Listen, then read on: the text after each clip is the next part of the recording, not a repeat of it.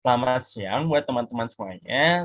Selamat datang di acara Talk Show Foodwest yang dipersembahkan oleh Untuk Bumi.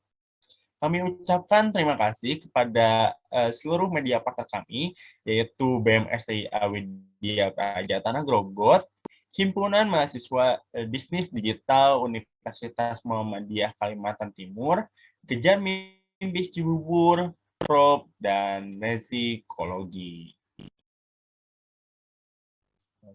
yang sudah membantu menyebarluaskan kegiatan kita kali ini. Sebelumnya, izinkan aku memperkenalkan diri terlebih dahulu. Perkenalkan, nama aku Ilham Renal Firmansyah yang akan menjadi MC pada acara kita kali ini. Aku juga ucapkan terima kasih dan selamat datang kepada yang terhormat yaitu Bapak Aminudi selaku CEO PT Biomar Sinergi Internasional dan Bapak Dedi Darto Triyudo selaku co-founder and COO Food Bank Garda Pangan yang akan menjadi pemateri kita kali ini. Nah, acara selanjutnya kita akan mendengarkan sambutan dari Kak Sahnas selaku Project Manager Foodfest. Untuk Kak Sahnas, waktu dan layar kami persilahkan.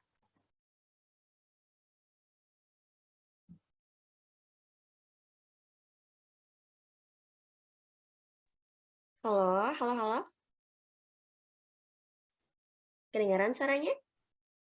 Ada Kak, langsung. Oh, ada ya. Oke, oke, oke. Oke, terima kasih. Halo semuanya. Assalamualaikum warahmatullahi wabarakatuh. Selamat siang. Puji syukur tak henti kita ucapkan kepada Tuhan Yang Maha Esa, karena kita masih diberi kenikmatan dan kesempatan untuk berkumpul dalam talk show di siang hari ini. Sebelumnya, saya ucapkan terima kasih. Selamat datang kepada Pak Aminudi dan juga Pak Dedi. Saya mengucapkan terima kasih atas kehadirannya karena telah berkenan untuk menyumbangkan segenap ilmu dalam talk show hari ini. Dan selamat datang untuk teman-teman dari berbagai wilayah di seluruh Indonesia. Terima kasih yang telah antusias untuk hadir bergabung dalam talk show Indonesia Darurat Limbah Makanan. Dan terima kasih pula kepada media dan community partner yang telah mendukung acara kita yang luar biasa ini. Nah, teman-teman, kalian juga perlu tahu bahwa banyak sekali isu lingkungan yang muncul di dunia ini. Salah satunya mengenai limbah makanan.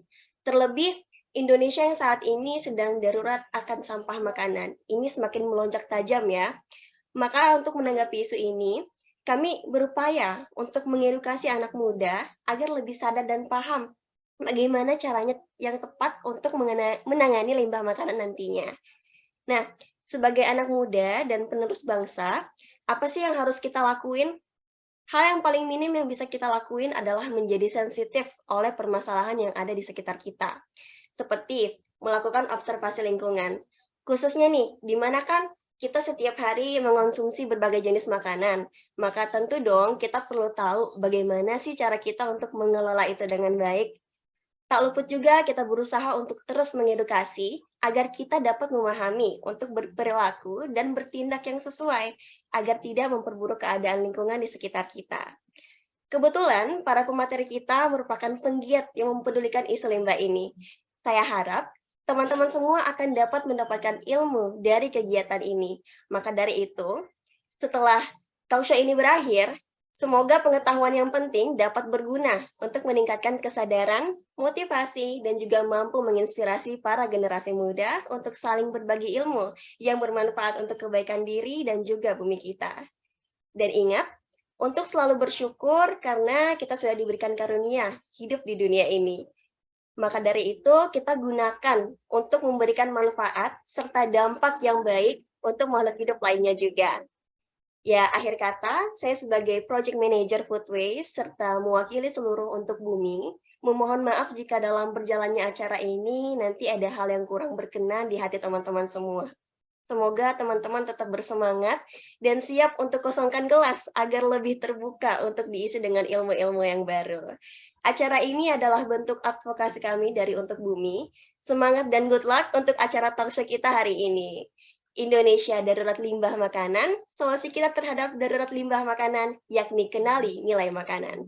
Wabillahi taufiq walhidayah. Wassalamualaikum warahmatullahi wabarakatuh. Dan selamat siang. Oke, terima kasih kepada Kak Sahnas atas sambutannya. Terima kasih juga kepada tadi para panitia ya. Oke. Sambil kita menunggu teman-teman yang lainnya yang akan nanti masuk ruangan, buat teman-teman ini jangan lupa ya buat mengisi absensi yang nanti akan dikirimkan oleh panitia lewat kolom chat gitu. Dan aku juga pengen iya, aku juga pengen ngasih tahu nih buat teman-teman kalau nanti tuh kan bakal ada sesi kuis ya, ada sesi kuis dan nanti juga kuis itu tuh bakal ada bagi-bagi hadiah gitu buat 4 orang pemenang dan 4 orang pemenang itu adalah pemenang kuis dan juga penanya terbaik gitu. Maka dari itu sahabat Bumi harus join gitu, sampai akhir dan simak terus pemateriannya secara lengkap gitu dari awal sampai akhir juga gitu. Nah, eh dan kuisnya itu pastinya sangat berhubungan gitu dengan materi dari para narasumber kita gitu. Nah, ini udah ada ya di Zoom absensinya gitu. Udah di-screen gitu. Oke. Nah, sebelum ini, sebelum kita ke acara yang paling kita tunggu-tunggu, yaitu kematerian, di sini teman-teman ada yang tahu nggak untuk bumi itu apa? Ada yang tahu nggak? Kalau nggak ada yang tahu, aku jelasin nih ya. Untuk bumi itu adalah sebuah organisasi yang eh, ya sebuah organisasi yang mengumpulkan anak-anak muda gitu, sukarelawan ya, untuk ikut membantu dalam peduli soal lingkungan gitu. Jadi buat teman-teman nih yang peduli terhadap lingkungan dan pengen nyari teman gitu, pengen nyari teman agar bisa ikut peduli lingkungan juga, bisa banget nih eh, kunjungi kita gitu di Untuk Bumi. Kita juga lagi buka open recruitment ya, open recruitment volunteer gitu. Dan dibukanya itu sampai tanggal 27 Februari. Ya, berarti tinggal beberapa hari lagi ya. Tuh, tinggal beberapa hari lagi. Jadi buat teman-teman yang ada ketertarikan untuk peduli soal lingkungan, bisa banget nih daftar di open volunteer untuk bumi gitu. Oke? Nah, udah paham ya. Tadi untuk bumi udah paham. Dan sekarang kita kembali lagi ke tema kita. Tema kita soal food waste. Gitu. Soal food waste dengan tema solusi kita terhadap darurat limbah makanan, yaitu dengan kenali nilai makanan. Dan iya, eh, lalu apa sih yang akan kita bahas hari ini? Tentunya kita akan bahas mengenai apa itu food waste, bagaimana kita sebagai generasi penerus dapat membantu isu lingkungan yang disebabkan oleh limbah makanan, terlebih kan makanan itu adalah kegiatan sehari-hari kita gitu sebagai manusia, bahkan makhluk hidup lainnya gitu. Oh, ternyata banyak sekali ya yang akan kita bahas. Dan tentunya semua ini itu akan dibahas tuntas oleh pemateri kita yang keren-keren gitu. Ada Pak Aminudi dan ada Pak Dedi juga. Gitu.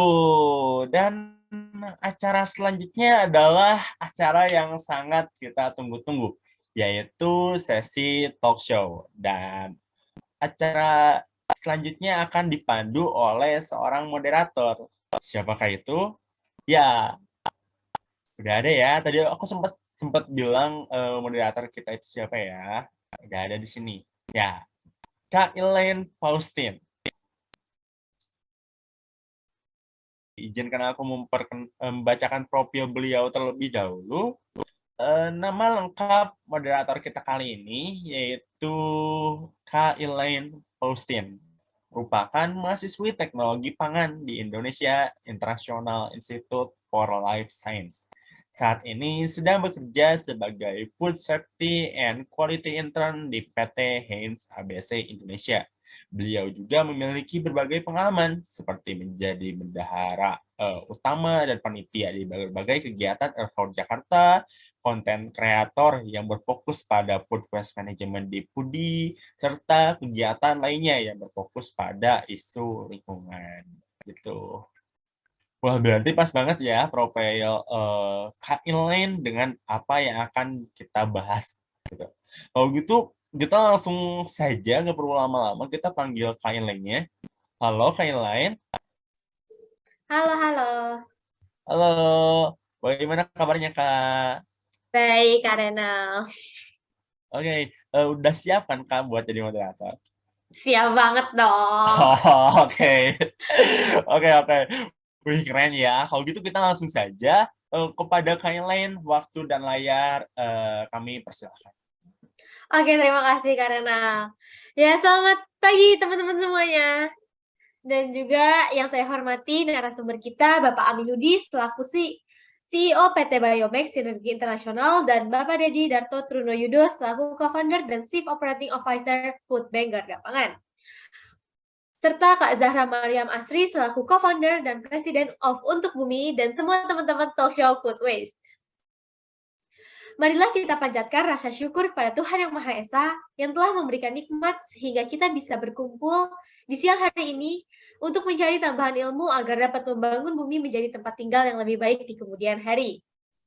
Sebelum acara dimulai, izinkan saya untuk memperkenalkan diri kembali. Nama saya Ellen Faustin dan saya akan menjadi moderator dan membantu jalannya acara talk show hari ini. Adapun latar belakang diadakannya sesi talk show ini adalah fakta bahwa Indonesia merupakan negara pemroduksi limbah makanan terbanyak di Asia Tenggara dengan total limbah mencapai 20,93 juta ton tiap tahunnya loh teman-teman.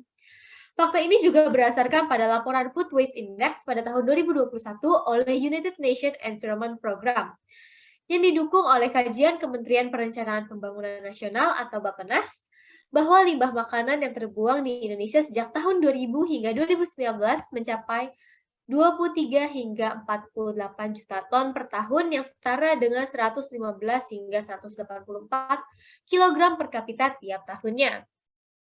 Maka dalam momentum Hari Peduli Sampah Nasional pada 21 Februari yang lalu, Untuk Bumi mengadakan kegiatan talk show bertema Food Waste dengan judul Indonesia Darurat Food Waste, serta tagline berupa solusi kita terhadap darurat limbah makanan dengan kenali nilai makanan. Baiklah teman-teman, langsung aja nih kita masuk pada sesi yang paling kita tunggu-tunggu, yaitu penyampaian materi dan diskusi oleh para narasumber. Di mana setelah pemaparan materi, kita akan membuka sesi tanya jawab dengan para narasumber. Bagi yang ingin bertanya, diperkenankan untuk menyampaikan pertanyaan di kolom komentar dengan format nama _ pertanyaan. Dan pertanyaan akan kami bacakan pada sesi tanya jawab. Baiklah teman-teman, sebelum berbincang-bincang nih dengan narasumber kita, saya akan bacakan terlebih dahulu profil pemateri kita yang pertama, Bapak Aminudi. Bapak Aminudi merupakan seorang sarjana proteksi tanaman lulusan Institut Pertanian Bogor yang saat ini merupakan CEO dari PT Biomex Sinergi Internasional. Dan sebelumnya merupakan seorang research officer di PT April Group. Beliau juga memiliki pengalaman organisasi sebagai anggota dari Indonesian Young Entrepreneur Association Members dan Indonesia Waste Management Association Members. Dan berkaitan dengan startup yang dimilikinya, beliau berhasil menjadi juara 1 Idea Nation di Startup Favorit Hyundai Startup Challenge dan menjadi finalis YELP or Young Entrepreneurs and Leadership Program. Baiklah, mungkin sekian yang bisa saya sampaikan. Kita langsung saja nih berbicara dengan narasumber kita, Bapak Aminudi selaku CEO PT Biomex Sinergi Internasional. Halo Bapak Aminudi. Halo Mbak. Ya, apa kabar Pak? Baik-baik Mbak.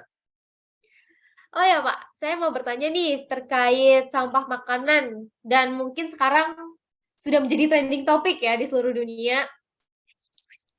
Benar-benar, gimana Mbak? Kira-kira dari hal negatif itu, apakah ada nih peluang bisnis yang bisa kita ciptakan nih? Ya tentunya ada ya, karena limbah makanan ini, terutama sampah organik dan limbah makanan ini masih belum banyak yang mengelola, belum banyak yang care ke situ juga. Jadi kalau bagi pebisnis ya, kalau ada masalah tentunya ada peluang, kurang lebih gitu sih. Oh, oke. Nah, teman-teman, ternyata masih banyak ya nih yang belum kita ketahui nih tentang food waste atau cara pengolahannya dan lain sebagainya nih. Mungkin langsung saja kami persilahkan Bapak Aminudi untuk membawakan materi. Kepada Pak Aminudi, waktu dan layar kami persilahkan. Oke, makasih Mbak Elaine dan teman-teman semua. Assalamualaikum warahmatullahi wabarakatuh. Selamat pagi dan salam sejahtera bagi kita semua. Perkenalkan, nama saya Amin. Saya dari Biomek. Apa ya, nama CEO itu karena keren-kerenan sekarang aja. Padahal CEO itu ya untuk dunia startup ya Chief Everything Officer ya. Jadi semuanya dia yang kerjain gitu. Jadi pada intinya saya sekarang ini sedang merintis sebuah usaha di bidang pengelolaan sampah organik khususnya limbah makanan. Kita mulai dari tahun 2015 akhir waktu itu sampai sekarang. Obviously kita di Depok, namun kita saat ini sedang membangun ada di Jatinangor, di Jatinangor Sumedang, di sana dekat IPDN, di sana dekat banget. Kemudian kita juga ada di Tasik. Nah, dan ada nanti rencananya kita juga akan buka di DKI Jakarta juga. Baik teman-teman semua, tentang sampah ini tentunya kenapa kami di Biomek fokus ke sampah organik ya. Even saya memang basically dulu berkuliah di Fakultas Pertanian, jurusannya tentang plant protection, jadi tentang proteksi tanaman dan belajar tentang serangga. Nah, di sini saya melihat ada peluang, ada kesempatan juga untuk bisa solve the problem tentang food waste tadi gitu. Nah, awal mulanya dulu memulai usaha ini karena dulu usaha tentang ikan, budidaya ikan, dan problemnya adalah tentang pakan. Nah, akhirnya mencari alternatif, apa nih pakan alternatif yang memiliki potensi protein yang tinggi. Nah, karena basically di insect, dan ternyata di luar negeri, di Eropa itu sudah memulai insect teknologi gitulah. Jadi mereka bisa memanfaatkan teknologi by insect agen Hayati ini untuk bisa mengolah sampah organik dulunya. Dulu sebenarnya di Indonesia sudah mulai di tahun 2004, namun biasa karena proyek-proyekan dan ya namanya PNS nggak dilanjutin. Padahal 2004 udah mulai dulu. Gitu. Nah, dari situlah akhirnya saya ngelihat, oh ternyata ada nih serangga yang bisa mengolah sampah food waste terutama. Dari situ saya tinggalkan usaha ikan saya dan saya fokus di pengolahan sampah organik, kurang lebih gitu. Oke, saya mungkin share screen dulu tentang, mungkin saya share tentang video dulu aja kali ya, biar teman-teman nanti bisa, sebentar, bisa ngeliat apa sih kegiatan kita.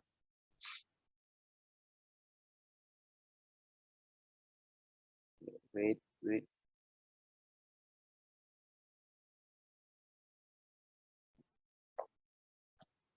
Oke.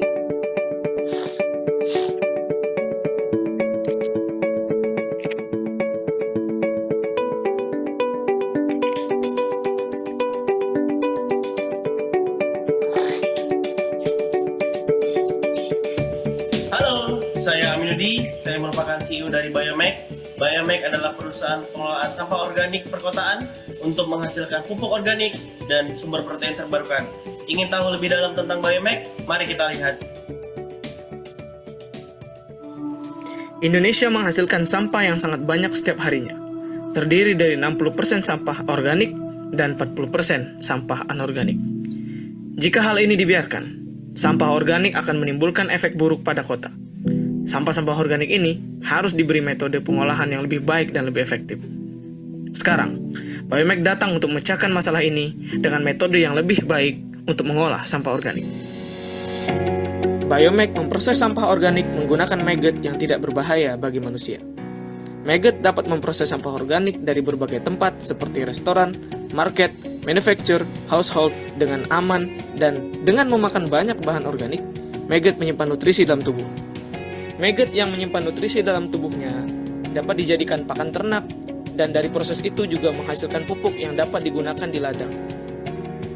Biomek tidak hanya menyelesaikan masalah sampah, tapi juga mensejahterakan masyarakat dengan membuat sirkular ekonomi. Kami menggunakan maggot dari Black Soldier Fly untuk mengolah sampah organik, karena dengan menggunakan maggot ini, kami bisa mengolah sampah lebih cepat dan aman bagi manusia. Selain itu, maggot mengandung protein yang sangat tinggi untuk ternak, mengandung asam amino dan mineral yang kompleks untuk kesehatan ternak.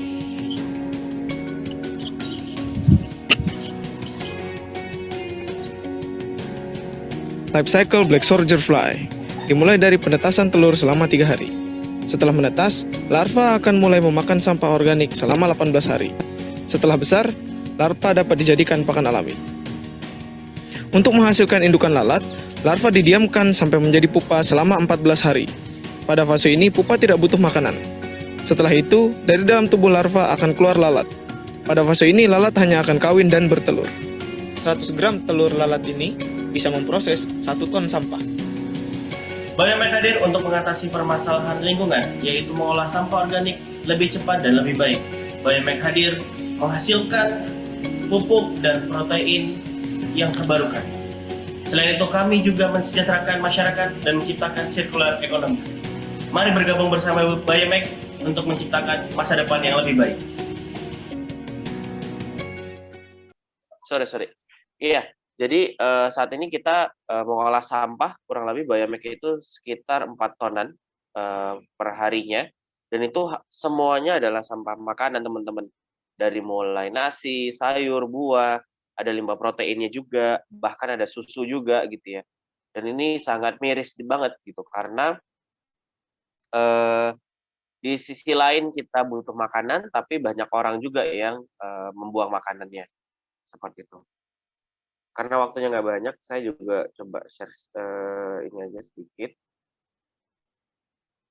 Nanti kita akan banyak diskusi ya. Baik, teman-teman, metode ataupun cara dalam pengolahan sampah organik dengan maggot ini kita sebut biasanya biokonversi gitu ya. Jadi biokonversi ini kita menggunakan agen hayatinya maggot. Nah, maggot artinya belatung. Tapi banyak orang di luar sana yang menganggap bahwa belatung selalu membawa efek negatif bagi kehidupan manusia. Padahal kalau nggak ada belatung, tentunya kita akan sangat kesusahan untuk mengolah sampah food waste gitu ya, atau ketika ada bangkai-bangkai kayak hewan mati atau lain sebagainya gitu ya. Nah, di sini saya juga ingin memberikan perspektif yang berbeda kepada teman-teman bahwa kalau belatung itu kan bagian dari siklus hidupnya si lalat ya. Nah, si lalat ini dia kan termasuk dalam serangga. Nah, kebanyakan orang ya di Indonesia itu selalu menganggap negatif serangga. Jadi ketika ada serangga di rumah, selalu diupayakan dimatikan, dibunuh gitu ya. Ada semut disemprot pakai insektisida, terus ada apa lagi ya? Ada bahkan kecoa gitu ya. Kecoa dimatiin langsung, kemudian ada banyaklah, hampir serangga-serangga yang masuk dimatikan. Padahal kalau kita lihat sebenarnya, misalnya kita ambil contohnya semut deh. Nah, semut itu dia datang itu karena kita yang tidak bersih dalam mengkonsumsi minuman, gula atau apa, dan jatuh di lantai. Ya sebenarnya semut itu, coba diperhatikan, semut itu kan nggak akan mungkin menggigit ya, karena gini, mostly hampir semua serangga ataupun hewan dia akan kayak apa ya, menyerang kalau dia merasa terusik gitu-gitulah, atau merasa terancam. Nah, serangga juga sama, semut juga sama. Semut juga dia sebenarnya makan gula gitu ya. Dan karena ya pola kita aja yang nggak jelas gitu. Kalau minum nggak habis, terus banyak yang tumpah. Jadi ya semut menghabiskan sebenarnya. Semut menghabiskan makanan yang kita tinggalkan atau kita sisakan. Begitu juga dengan kecoa. Mungkin banyak mbak-mbak di sini gitu ya, perempuan-perempuan di sini paling jijik dengan kecoa gitu kan. Di rumah ada kecoa langsung disemprot, ada apalah sebagainya. Padahal coba deh kita perhatikan, kecoa itu kan hidupnya di pipa-pipa saluran pembuangan, di dekat dapur banyaknya. Nah, kecoa itu sebenarnya dia memang mencari makanan organik. Dia memakan sampah-sampah organik yang ada di wastafel ataupun saluran pembuangan makanan teman-teman. Kayak gitu. Asal teman-teman tahu, sebenarnya kecoa pun sekarang sudah menjadi sumber protein, sumber makanan di negara-negara yang lain, terutama China ya. China tuh udah dikonsumsi, digoreng, dijadikan tepung, itu dimakan karena proteinnya tinggi gitu.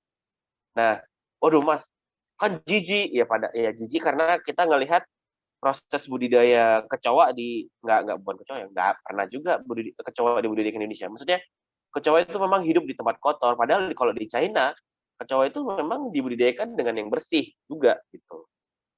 Nah banyak lagi lah ya serangga. Jadi kayak ya itu semuanya ada kumbang datang terus dibunuh, pokoknya dibunuh. Kita tuh killer, insect killer banget gitu ya. Nah, di sini saya pengen bahwa peran serangga itu penting banget buat kehidupan kita, termasuk dalam pengolahan sampah ini tadi. Seperti itu. Oke, teman-teman, di sini saya ingin membangun perspektif bahwa Biomek ini hadir tentunya selain mengolah sampah organik juga, kita tuh in the future kita pengennya juga model bisnis kami itu adalah menyediakan sumber makanan karena sampah-sampah organik ini bisa kami kelola, kemudian kita mendapatkan pakan nanti untuk ternak, pupuk untuk pertanian, sehingga kedepannya kita akan mendapatkan sumber pangan baru lah gitu. Nah, di tahun 2030 nanti populasi orang Indonesia itu makin gede lah, kurang lebih 300 juta orang, makin banyak yang harus kita makan. Kita masuk ke 4 negara terbesar populasi di dunia kan. Nah, kita katanya negara agraris, kita sebagai negara maritim, seharusnya sumber pangan kita banyak, tapi kita juga banyak impor juga kebutuhan pangan. Jadi kebutuhan pangan akan makin banyak, ya. Variabel-variabel atau faktor-faktor yang menghasilkan sumber pangan makin lama makin sedikit. Misalnya contoh sawah kita makin dikit, gitu ya.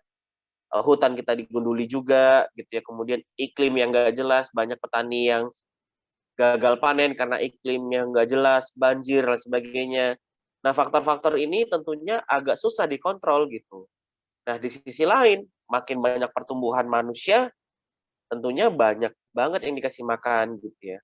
Makanya bagi teman-teman yang saat ini bergerak di sektor bisnis agriculture, tetap bertahan aja, maksudnya pastinya akan dibutuhkan. Tinggal nanti teman-teman aja nih yang harus bisa mencari market yang jauh lebih profitable nantinya. Di slide ini kita butuh makanan, tetapi di sisi lain kita Indonesia sebagai negara kedua penghasil limbah makanan terbesar di dunia, saya nggak tahu 2 atau ketiga, tapi kita yang terbesar. Nah, setiap orang 300 kilogram setiap tahunnya, hampir rata-rata 1 kilogram lah harian kita, kalau dirata-ratakan setiap orang di Indonesia. Indonesia rugi kurang lebih 551 triliun hasil dari limbah makanan yang terbuang. 500 triliun loh. Itu kalau saya beliin kuaci atau kerupuk, saya bagiin ke seluruh peserta, setiap tahun nggak habis-habis kayaknya itu. Makan kuaci bibir doer kali ya. Nah, ternyata impact-nya banyak banget tuh kerugian kita. Kenapa? Karena bayangin teman-teman, kita makan misalnya ya, kita makan apa? Makan nasi lah, makan apa, kita nggak habis gitu ya. Teman-teman kalau tahu gimana satu bulir padi itu ditanam ya, capek, harus dibajak dulu. Pada intinya sebenarnya pertanian itu kan memanen sinar matahari loh. Begitu mana halnya sinar matahari, negara-negara di luar sana yang kurang sinar matahari, Mereka harus pakai greenhouse lagi lah sebagainya. Mahal banget loh pertanian itu. Dan kita gampang banget membuang makanannya. Bahkan di DKI Jakarta ada sebuah artikel yang menyebutkan bahwa hampir 50%, 50-60% warga DKI Jakarta, mungkin kota-kota metropolitan yang lain, itu membeli makanan untuk dibuang. Karena mostly 30-40% di timbunan sampah kita itu sama makanan. Gitu. Saya tidak mendeskripsikan bagi teman-teman yang fokusnya di anorganik ya, misalnya plastik terus gitu. Nggak apa-apa, itu bagus juga dikampanyekan. Tapi kita lupa bahwa jangan lupakan juga sampah organik atau sampah makanan ini gitu, karena dia timbunannya yang paling besar. Kalau plastik itu kan kalau tidak salah sekitar 14-15% dari timbunan sampah. Sampah makanan loh, sampai 40%. Dan sampah organik itu adalah komponen yang paling besar di timbunan sampah kita, gitu. Kalau saya tanya nih, misalnya apa sih sampah yang paling cepat dalam pencemaran lingkungan? Tentu banyak yang bilang plastik atau apa. Emang benar plastik langsung dibuang langsung cemari lingkungan? Kan enggak. Plastik itu dia apa ya? Ada ikatan-ikatan ya nggak tahu lah. Saya bukan ahli kimia. Pada intinya dia polimernya juga harus terurai tahunan atau puluhan tahun. Sampah makanan, hitungan jam saja dia udah bisa menimbulkan bau, dia bisa menjadi sumber penyakit loh. Luar biasa, tapi ya tadi, tinggal bagaimana kita tadi mencari teknologi atau metode yang tepat. Gitu. Sebenarnya metode yang tepat itu ya bisa composting, itu bisa juga, atau banyak ya yang lain, asal memang metode teknologi ini mampu menghasilkan output yang dibutuhkan oleh market ataupun pasar ataupun masyarakat itu sendiri. Kenapa banyak limbah makanan? Karena limbah makanan itu proses distribusi pangan kita jelek banget teman-teman.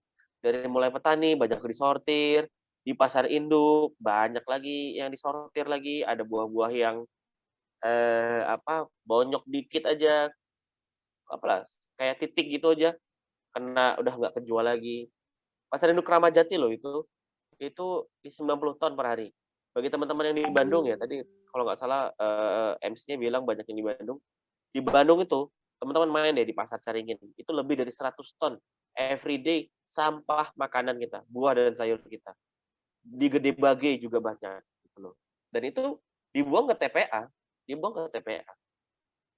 Pasar tradisional, teman-teman makan di hotel, restoran, apalagi anak-anak sekarang ya healing. Apa tuh healing? Maksudnya healing itu makan nggak habis sama aja, mencemari lingkungan juga. Apalagi anak-anak sekarang makan nggak habis, apalagi sama doinya. Nanti kalau dihabisin takutnya dibilang rakus gitu loh. Padahal yang enggak, dalam seluruh agama kan kita makan harus dihabiskan gitu loh. Makan secukupnya gitu. Kurang lebih seperti itu ya. Belum lagi nanti teman-teman ada bapak ibunya buat makan arisan lah, apa ya, terus pesta lah atau apa. Nanti yang datang undangan sekian. Kalau bisa makannya dilebihin gitu. Ya kurang lebih lifestyle kita yang menghasilkan sumber makan kita yang banyak banget. Kita negara kedua, prestasi kurang bagus apa itu? Prestasi yang buruk tentunya ya. Oke. Ini adalah data sampah di tahun 2016. Tentunya ini sangat miris banget. Ini 2016 loh saya dapetin. Tapi nanti saya akan update lagi tahun 2000 sekarang ya 2022 atau 2023. 2022 tentunya. DKI Jakarta tuh 2016 6.700 ton. Kalau sekarang kalau tidak salah itu 7.500 ton. Kalau 6.700 ton saja per hari, sama makanan kita tuh 2.600 loh. 2.000-an ton per hari loh. Coba lah. Kalau teman-teman main ke Jakarta, ke Bandung gitu ya, atau kemana, ke kota-kota besar, banyak makanan terbuang, tapi kita miris di pinggir-pinggir jalan, banyak pengemis-pengemis yang minta makan kan. Itulah kenapa visinya Biomek itu selain nanti ngolah sampah, kita ke depan tuh pengen banget di Biomek menghasilkan sumber pangan baru yang kita berikan kepada orang-orang yang kaum marginal yang butuh makanan gitu. Karena Biomek nanti menghasilkan pakan dan menghasilkan pupuk yang ujung-ujungnya adalah menghasilkan sumber makanan. Kurang lebih gitulah. Saya cepat aja. Sumber sampah organik banyak teman-teman, dari residensial banyak banget, tapi yang paling susah untuk dikembangkan, yang diatur adalah di residensial pemukiman, karena memang orang Indonesia itu apa ya? Saya orang Indonesia juga ya, bukan apa ya. Maksudnya pola kita itu karena Indonesia itu kepingan surga ya. Jadi banyak orang itu pengennya, oh kalau gue udah kayak gini, udahlah. Misal contoh, aku udah bayar sampah, ngapain juga aku harus milah. Tapi pemerintah pun ini juga ya, nggak tegas juga ya. Jadi misalnya udah masyarakat memilah, tetapi nanti notabene-nya nanti pas di pengangkutan dicampur lagi, kayak gitu loh. Jadi banyak banget sumber sampah kita. Teman-teman ya, kita banyak klien kami di food industry, asal teman-teman tahu ya. Kalau teman-teman coba cari data sebenarnya konsumsi susu di Indonesia per orang itu berapa juga. Itu paling katanya berapa tetes loh. Dan teman-teman tahu ya, banyak ada 2 dan 3 brand 3 perusahaan besar yang mengirimkan susunya di kami. Tahu nggak berapa banyak? Itu per hari bisa 300 literan loh susu. Wah, kan gokil tuh. Di sisi lain kita butuh susu, kita banyak orang susu, stunting dan sebagainya. Pelaku industri juga ya tadi, pelaku industri juga pengennya kan dia meraup keuntungan yang banyak ya. Banyak, apalagi kalau misal teman-teman udah di awal bulan lah, akhir tahun lah, banyak banget diskon-diskon, apalagi mbak-mbaknya tuh, kalau udah kena diskon matanya udah hijau banget ya. Jadi beli apapun yang sebenarnya itu hanya keinginan gitu, bukan kebutuhan. Udah dimakan, nggak habis dibuang, gitu loh. Jadi kita belum bisa membuat list priority dalam kehidupan kita juga. Rumah sakit tentunya banyak juga boy sampah-sampah di rumah sakit, karena yang menghabiskan makanan itu kan bukan yang sakit kan nggak selera makan kan. Yang ngabisin makanan itu yang nunggu loh, gitu. Kurang lebih ya. Lanjut aja. Ini adalah sampah-sampah yang bisa dikelola sama Megat, buah, sayur, sama makanan. Yang mau yang ada berminyak kah, yang mau ada bumbu-bumbu Indomie lah, bumbu rendang lah, habis dimakan sama Megat. Limbah perikanan, ya, limbah-limbah jeroan ikan lah, limbah darah bisa juga, limbah kotoran hewan dan sebagainya. Kecap, saus, ya, tepung-tepungan, semuanya pada intinya hampir semua sampah makanan bisa dikelola sama Megat. Oke, itu perspektif tentang sampah. Perspektif yang lain yang problem yang mau kita solve di Biomek adalah pakan kita gitu. Kebutuhan pakan kita tinggi loh teman-teman. 90% kita tepung ikan kita impor. Teman-teman tahu nggak, tepung ikan itu diambil dari ikan di laut tuh, diambil tuh seret, dia pakai jaring, diekstrak, jadilah tepung ikan dan minyak ikan. Tepung dan minyak ikan ini, kalau minyak ikan dijadikan konsumsi manusia juga sebagian besar juga dijadikan pelet. Jadi peletnya nanti dikasih makan ke ikan, ke ayam juga gitu. Jadi kita mengorbankan ikan di laut untuk memberi makan ikan di darat gitu loh. Nah, itu kan tentunya nggak oke ya, nggak sustainable gitu loh. Kurang lebih begitu. Saya lanjut aja karena waktunya juga nggak banyak kayaknya. Lah ini kita impor nih teman-teman, tepung ikan kita 200 triliun loh. Coba lah. Banyak banget gitu ya. Marketnya gede. Nah, jadi Biomek itu pengen solve kurang lebih 3 problem kita. Pertama, kita pengen mengolah sampah lebih cepat, menghasilkan sumber protein juga yang terbarukan dengan Megat ini, ya, dan menghasilkan sumber pangan, kurang lebih gitu. Kenapa kita pakai BSF? Tentunya dia bukan hama, nggak bawa penyakit, nggak menggigit juga, gitu ya. Jadi kenapa dia nggak bawa penyakit? Karena lalat ini dia nggak akan hinggap ke kotoran, dia tidak akan hinggap ke bangkai juga, jadi aman, kurang lebih gitu. Di sisi lain, dia bisa mengolah sampah 3 kali lebih cepat dibandingkan composting. Kemudian bisa menekan gas metan karbon juga 2 kali lebih rendah dibandingkan gas composting juga gitu. Karena memang biasanya teknologi lain kalau pakai biodigester itu di Indonesia masih belum terlalu familiar. Sudah lama teknologi itu, tapi dalam pengerjaannya investasinya juga cukup besar juga.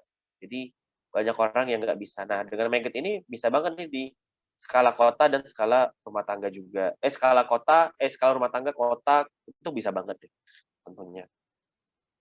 Nah, di sisi lain sebenarnya BASF ini sangat sustainable gitu untuk menghasilkan 1 kilogram protein jauh lebih murah dibandingkan menghasilkan 1 kilogram ikan, 1 kilogram ayam, atau 1 kilogram sapi. Biasanya di Indonesia itu selalu identik kalau protein apa? Telur, ayam, ikan, sapi, apa kerbau gitu ya, dan sebagainya. Negara-negara yang sudah relatif diversifikasi pakannya lebih oke, itu serangga dijadikan makanan.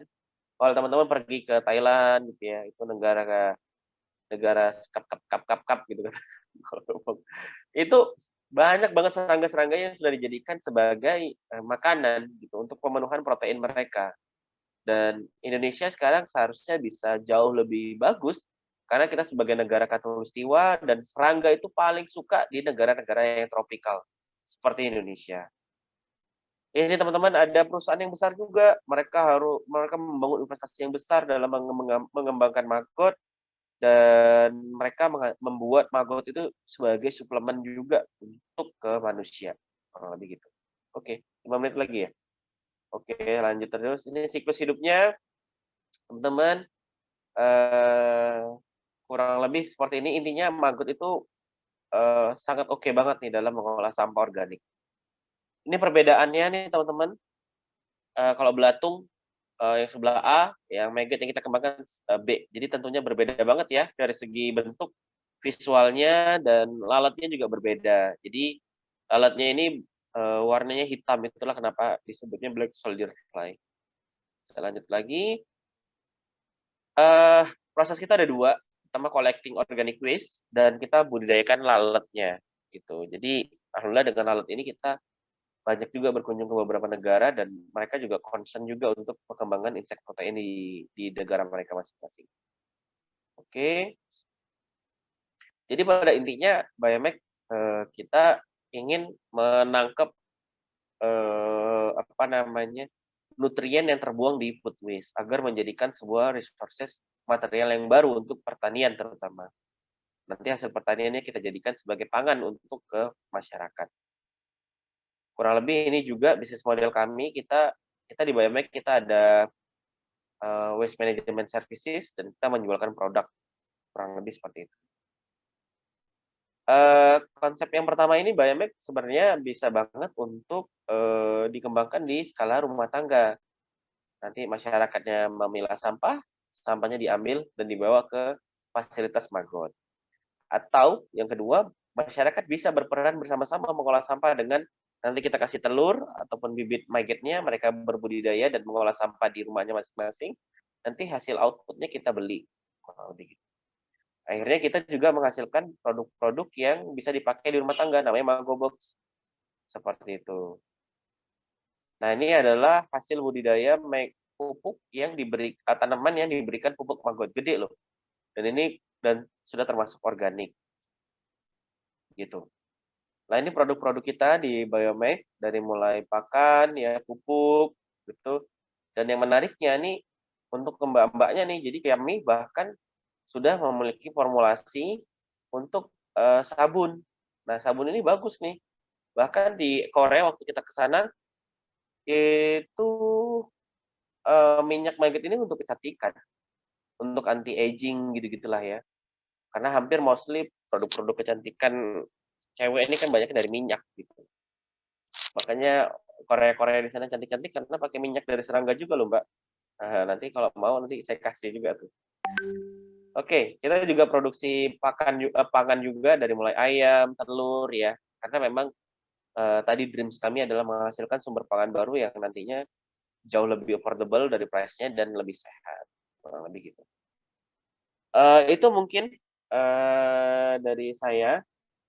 Mungkin udah itu aja dulu deh, nanti kalaupun ini nanti kita tanya jawab aja. Terima kasih. Oke, makasih Bapak Aminuddin. Wah, sungguh pemaparan yang menarik ya, dan sangat bermanfaat ya teman-teman. Dari pemaparan materi Bapak Aminuddin ini kita jadi tahu nih, kalau ternyata sampah makanan itu merupakan masalah Indonesia yang masih belum terpecahkan ya sama kita, di mana setiap hari selalu bertambah, namun banyak dari kita yang tidak put our intention ya ke masalah sampah tersebut. Nah, dan kita juga jadi tahu nih ternyata serangga-serangga yang mungkin menurut kita menjijikan atau yang sering kita bunuh juga ya, ini ternyata punya manfaat yang banyak ya untuk permasalahan sampah organik kita nih. Di mana sebenarnya orang-orang kurang put attention ya, cuma masalahnya yang plastik-plastik yang emang gembor-gembor doang, yang plastik saja atau misalnya yang lainnya gitu. Tapi untuk makanan yang emang kita produksi sendiri, yang kita mungkin pikirnya kayak, oh mungkin nanti itu juga bakal mudah terurai dan lain-lain gitu. Tapi ternyata tuh kalau misalnya kita meremehkan itu jadinya menggunung ya. Nah, salah satu solusi untuk mengolah sampah organik itu salah satunya dengan menggunakan agen Sayati ya. Biomek menggunakan mengot yang sebagai agentnya untuk mengurangi sampah organik. Gitu ya, Bapak Aminudi. Benar-benar, Mbak. Oke, makasih sekali lagi pada Bapak Aminudi atas materi dan insight-insightnya yang menarik nih.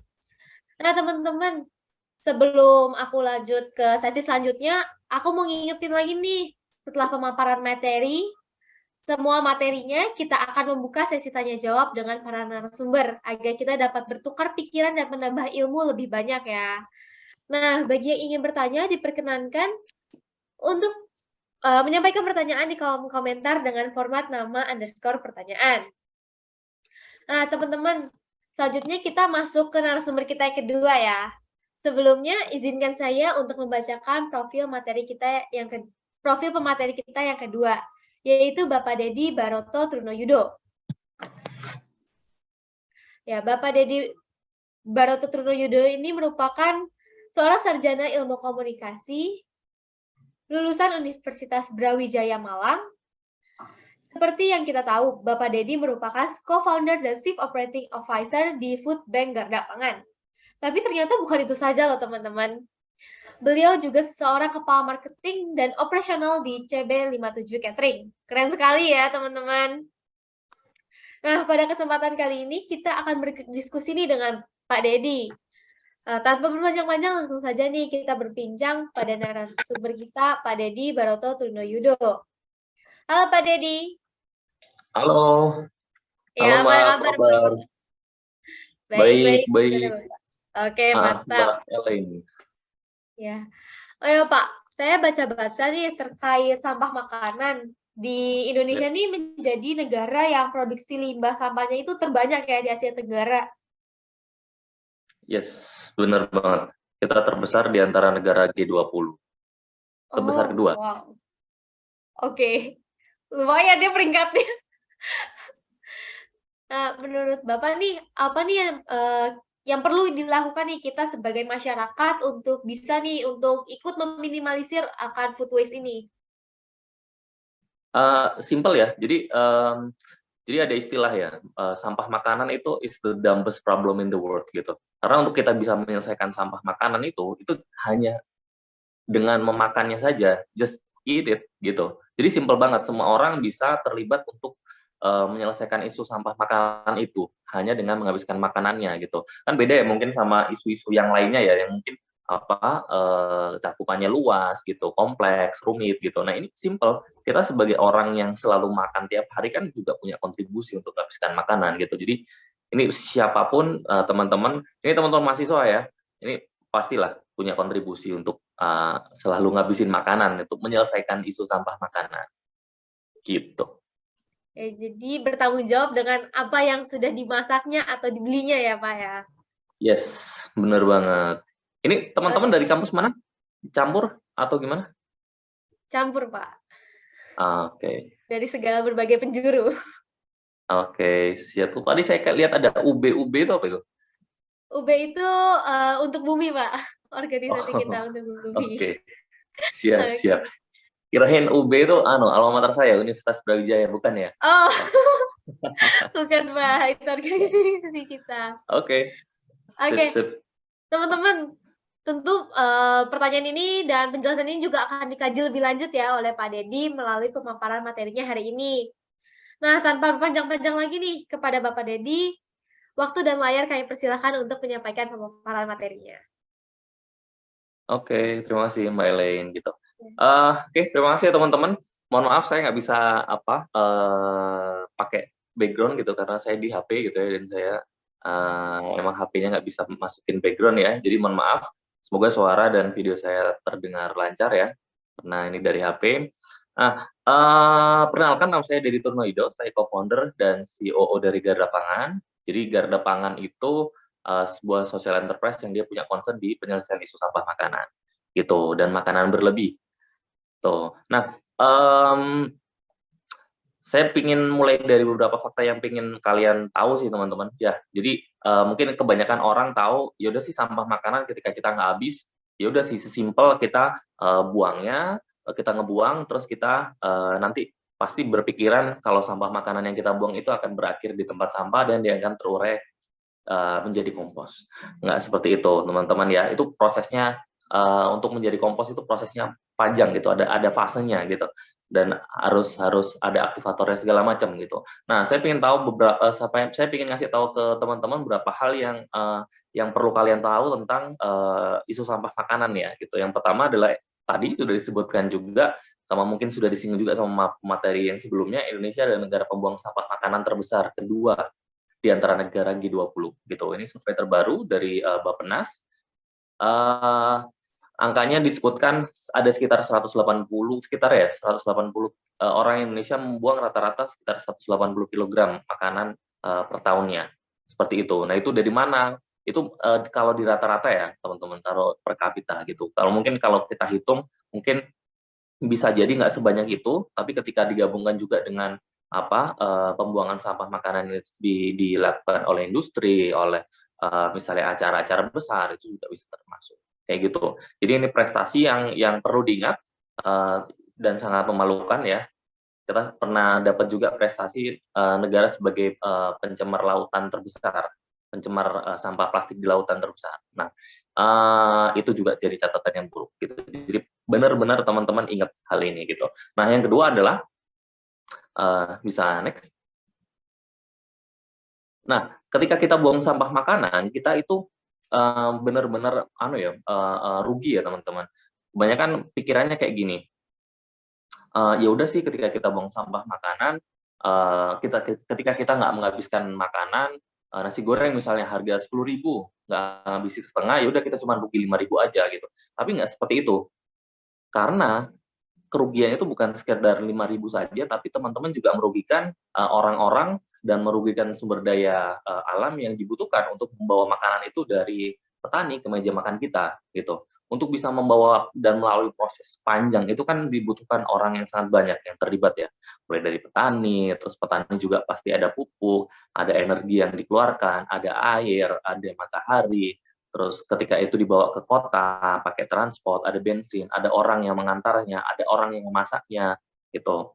Ada gas juga, ada bahan-bahan yang lainnya juga, gitu. Dan ketika itu akhirnya harus terbuang, itu nggak hanya rugi 5.000, tapi kalian juga merugikan orang-orang yang terlibat di dalam proses itu, produksi makanan, dan juga merugikan makanan sumber daya alam yang dibutuhkan untuk membawa makanan itu ke meja makan kalian, gitu. Dan kalau di total, itu angkanya seperti yang ada di slide itu. Jadi angkanya benar-benar luar biasa, dan ini kalau bisa dimanfaatkan, itu sangat banyak membantu gitu. Karena gini ya teman-teman, yang terjadi saat ini adalah banyak sekali kesenjangan ya antara orang-orang yang dia punya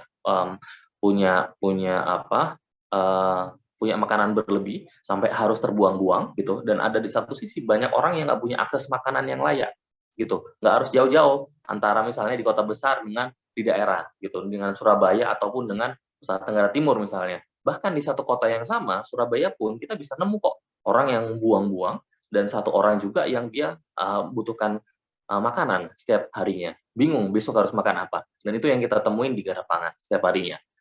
Seperti itu. Nih, selanjutnya. Nah, ini teman-teman, dampak lingkungan. Ini yang seperti saya bilang tadi, ketika teman-teman nggak menghabiskan makanan, itu dia nggak jadi popok ya, nggak jadi terurai ketika buang sampah gitu. Ya udah di TPA kan nanti terurai mas, enggak gitu. Itu ketika sampah itu menumpuk di TPA, sampah makanan itu akan menghasilkan gas metana yang dia 23 kali lebih berbahaya daripada gas karbon dioksida. Nah, ini yang akhirnya terjadi tragedi yang namanya tragedi Louis Gajah. itu adalah meledaknya TPA di Bandung. Itu meledak terus menimbulkan korban jiwa. Kok bisa sampai menimbulkan korban jiwa dan ya, ada korban jiwa puluhan dan ada satu kampung itu hilang karena tertumpuk oleh longsor sampah itu. Kebayang nggak gimana sampah yang kita kira itu ya udah sih kita kebayang sampah itu paling besar paling ya di TPS ya, di tempat sampah kita kecil, terus di sampah di depan rumah kita kecil, yang paling gede mungkin TPS. Nah kalau teman-teman tahu TPA kita itu luar biasa besarnya. Bahkan kalau yang di Surabaya ya itu tingginya luasannya itu melebihi Stadion Gelora Bung Tomo dengan kapasitas 50.000. Seperti itu. Dan ya semoga teman-teman kebayang kenapa sampai ada TPA yang meledak terus banyak korban jiwa dan satu kampung itu hilang. Sampai akhirnya momen itu diperingati sebagai Hari Peduli Sampah Nasional yang kita peringati di beberapa hari yang lalu. Seperti itu. Nah, ini semoga jadi catatan ya teman-teman ya, gitu. Nggak bisa jadi kompos sampah makanan yang kalian nggak habiskan, makanan yang kalian nggak habiskan. Seperti itu. Oke, next. Nah, padahal ketika dimanfaatkan itu bisa banget untuk membantu masyarakat yang membutuhkan. Gitu. Jadi makanan-makanan berlebih yang dia masih layak kondisinya itu yang bisa didonasikan kepada masyarakat yang membutuhkan. Kalau di catatan yang kami temui, ketimpangan yang terjadi adalah tercatat sekitar 19,4 juta masyarakat Indonesia yang dilanda kerawanan pangan. Seperti itu. Ya, jadi benar-benar pastikan ketika teman-teman makan itu sadar diri, kondisi kenyang ataupun masih lapar, jadi harus tahu porsinya itu seberapa gitu biar benar-benar habis. Seperti itu. Nah, next. Nah, karena sebenarnya beberapa hal di atas, akhirnya saya, istri dan satu orang partner ada Mbak Eva itu menginisiasi namanya Gerakan Garda Pangan. Itu yang intinya kita social enterprise yang punya concern di isu penyelesaian sampah makanan, food loss and waste, dan penyelesaian kerawanan pangan gitu. Dan ada dua ya teman-teman ya, food loss and food waste gitu. Jadi dua hal ini adalah satu hal yang berbeda. Kalau food loss itu adalah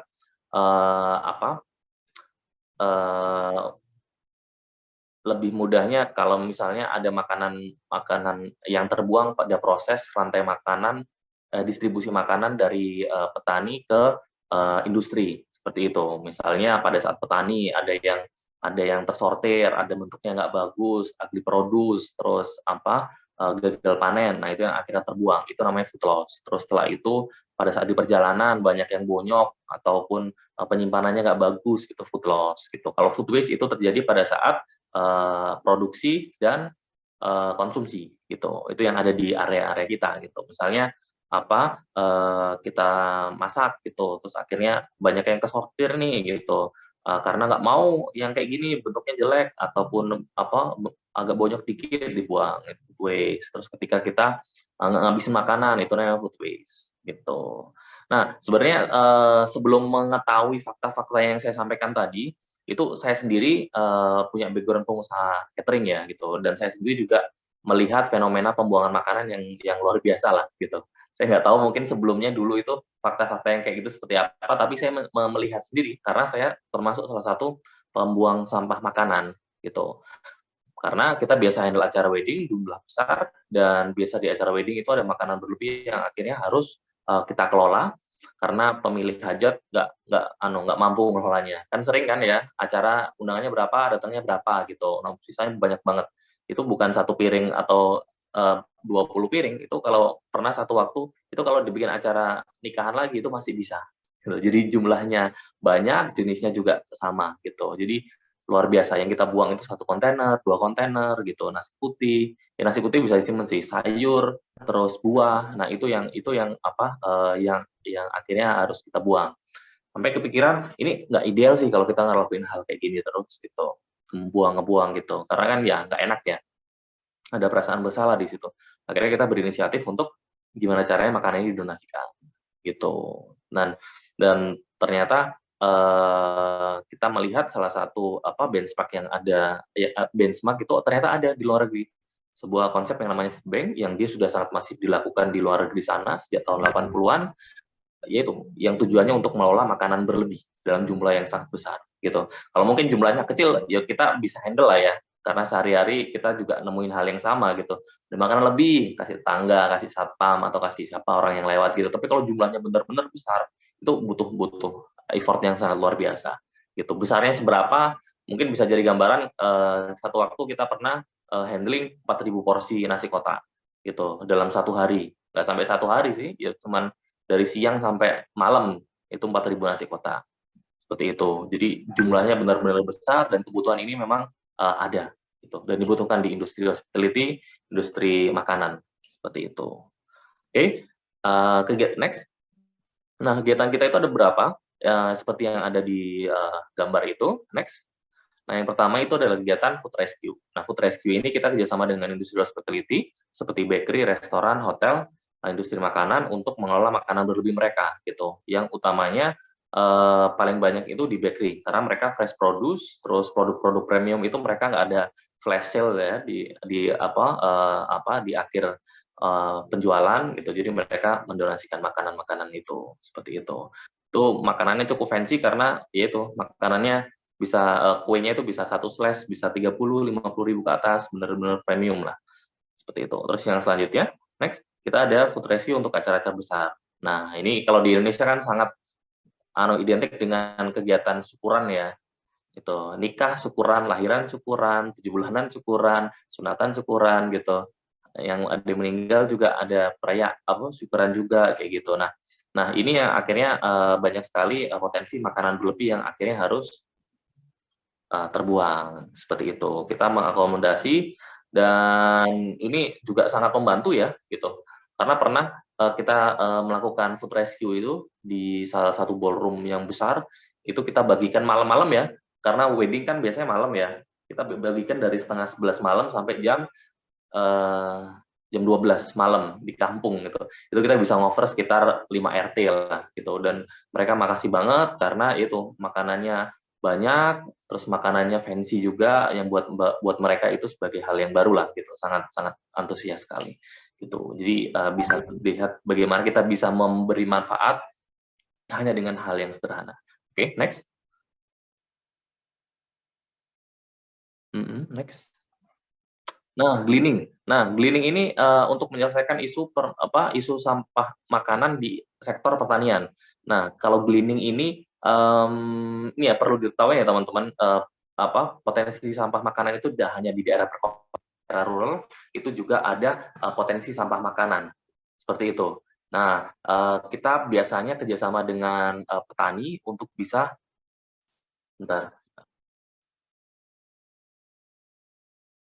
Oke, sorry tadi ada ya. Oke, sorry.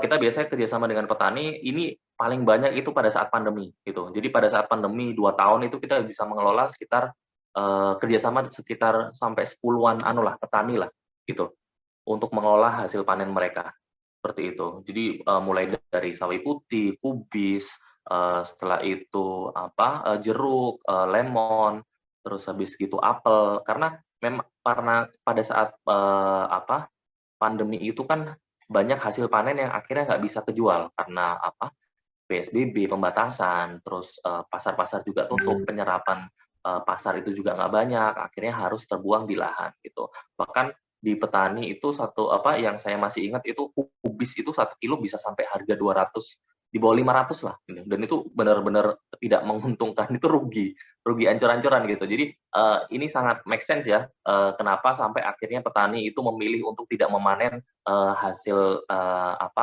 kebunnya itu gitu, daripada itu nggak nyucuk sama sekali lah, jauh dari kata nyucuk gitu, jauh dari kata impas gitu. Akhirnya kita bersama teman-teman relawan bantu petani untuk memanen, jadi kita yang manen sendiri, terus kita bantu jual ke followers kita seperti itu. Next. Oke, nah kita ada campaign juga gitu, sosial media, karena memang potensi sampah makanan yang paling banyak itu ada di sektor individu ya, dan kita nggak bisa menjangkau sektor individu karena yaitu segala keribetannya dan jumlahnya menyebar lah, lokasinya menyebar. Itu kita kerjasama hanya dengan industri-industri saja. Tapi salah satu cara untuk bisa menyelesaikan di sektor rumah tangga itu dengan lewat campaign. Next.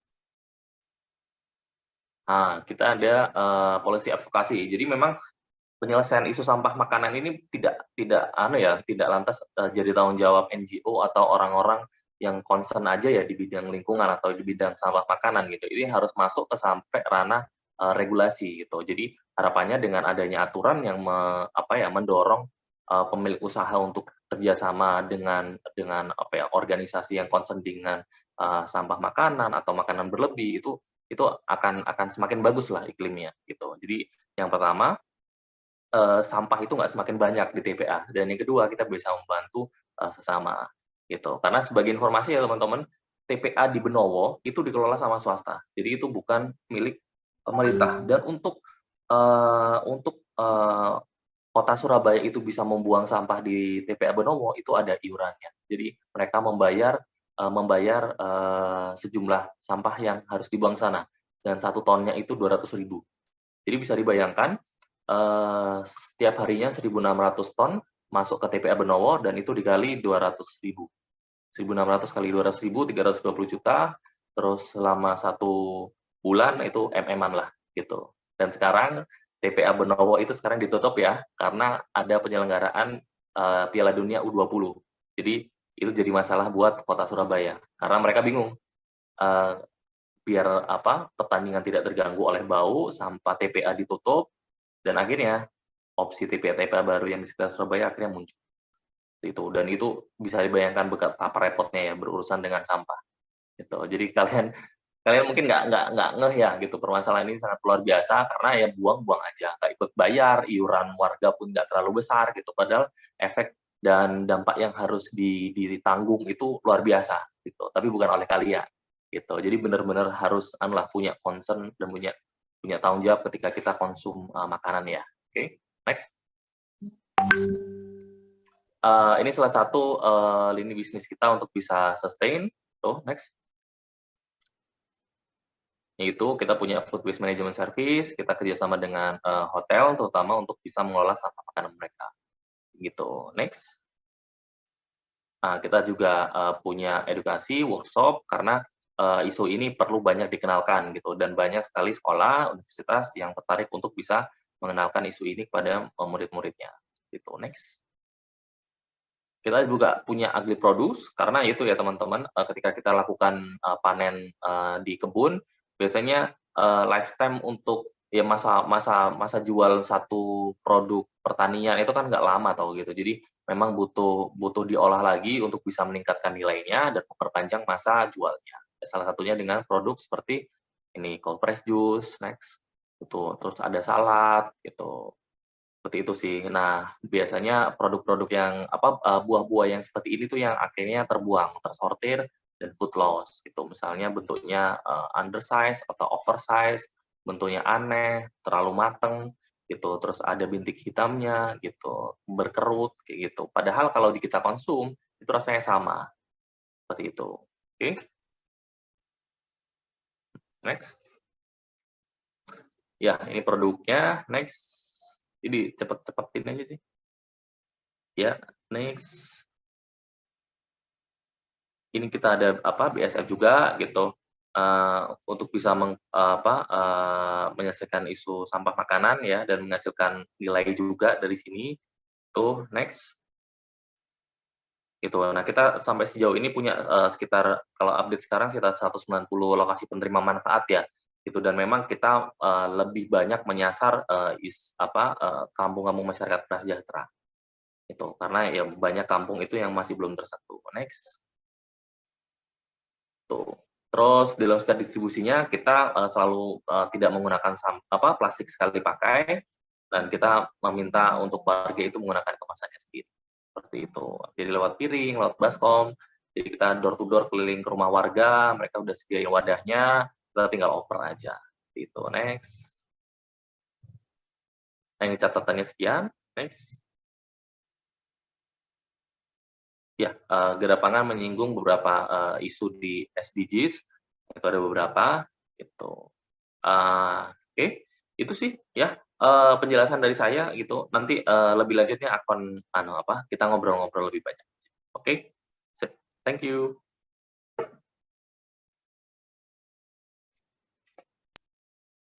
Oke, terima kasih pada Pak Dedi atas pemaparan materinya yang sangat bermanfaat ya pastinya untuk kita semua. Dimana kita jadi tahu nih ternyata buang sampah makanan itu merugikan banget nih dan nggak cuma merugikan diri sendiri, tapi juga orang-orang nih yang ikut dalam memproduksi makanan itu sendiri. Nah, sampah makanan itu berdampak pada produksi gas metan yang 23 kali lebih berkontribusi dalam global warming ternyata teman-teman. Di mana food bank menjadi salah satu solusi untuk pengolahan kembali sisa makanan yang sebenarnya masih bisa dikonsumsi dengan bantuan dari Garda Pangan sebagai social enterprise dan bergerak dalam menyelesaikan isu food loss dan waste eradication dan hunger relief. Di sini Garda Pangan melakukan food rescue dan cleaning untuk membantu petani untuk memanen hasil tanamannya dan menjualnya, melakukan kreatif campaign dan juga policy advokasi. Ya, sekali lagi terima kasih pada Pak Dedi atas materi yang dibawakannya. Nah, buat teman-teman, sekali lagi nih aku mau ngingetin bahwa setelah pemaparan semua materi, kita akan melakukan sesi tanya jawab dengan para narasumber. Bagi yang ingin bertanya, diperkenankan untuk menyampaikan pertanyaan di kolom komentar dengan format nama_pertanyaan. Nah, acara selanjutnya itu adalah sesi talk show nih teman-teman. Talk show dengan moderator izin keluar dulu terus masuk lagi ya. Ini suaranya nggak kedengeran soalnya. Tunggu ya. Oh, oke.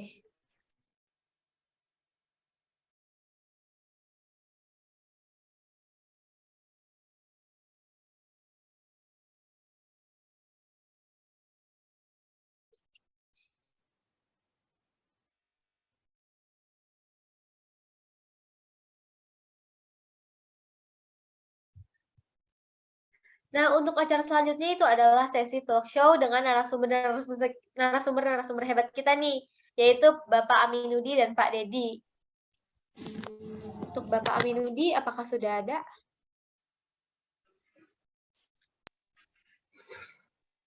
Ada, Yuk. Mbak. Oke, untuk Pak Dedi juga sudah ada kembali ya. Oke.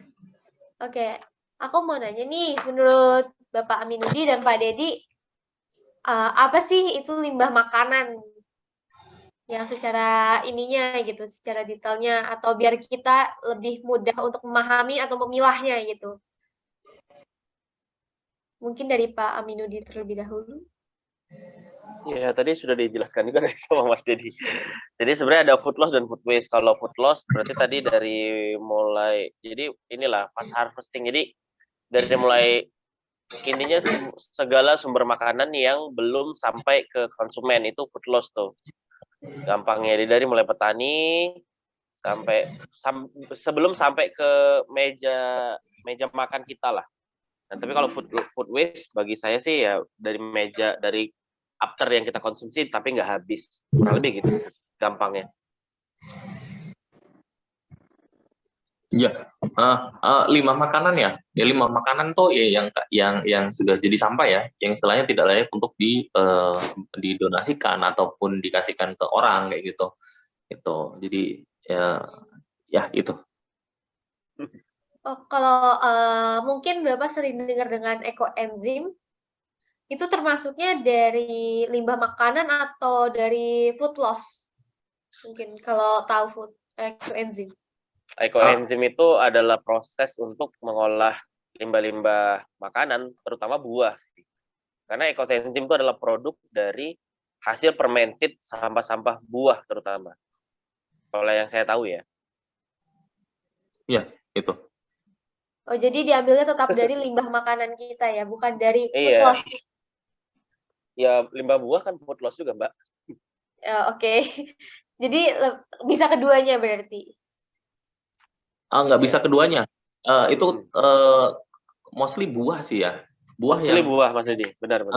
Buah dan nggak semua buah gitu. Buah yang mungkin yang setahu saya dia punya zat asam itu loh. Jadi dia bisa membuat enzim gitu loh. Jadi itu ada prosesnya kok gitu. saya nggak terlalu paham ya, cuman pernah lihat bikinnya gitu, jadi kayak dicampur apa gitu, simple sebenarnya, dan itu bisa dipakai untuk apapun ya, untuk membersihkan apapun gitu. Jadi tapi nggak semua sampah makanan itu bisa Bisa dibuat dibuat ekoenzim. ekoenzim. Oh, oke, oke. Mungkin langsung aja kita juga langsung membahas pertanyaan-pertanyaan ya dari para peserta ya. Siap. Untuk saya akan bacakan dari pertanyaan pertama. Pertanyaan pertama dari Kak Sandi Sirait ingin bertanya, kendala apa saja yang dihadapi saat budidaya manggot? Apakah lain tidak ada yang datang ke pembiakan manggot?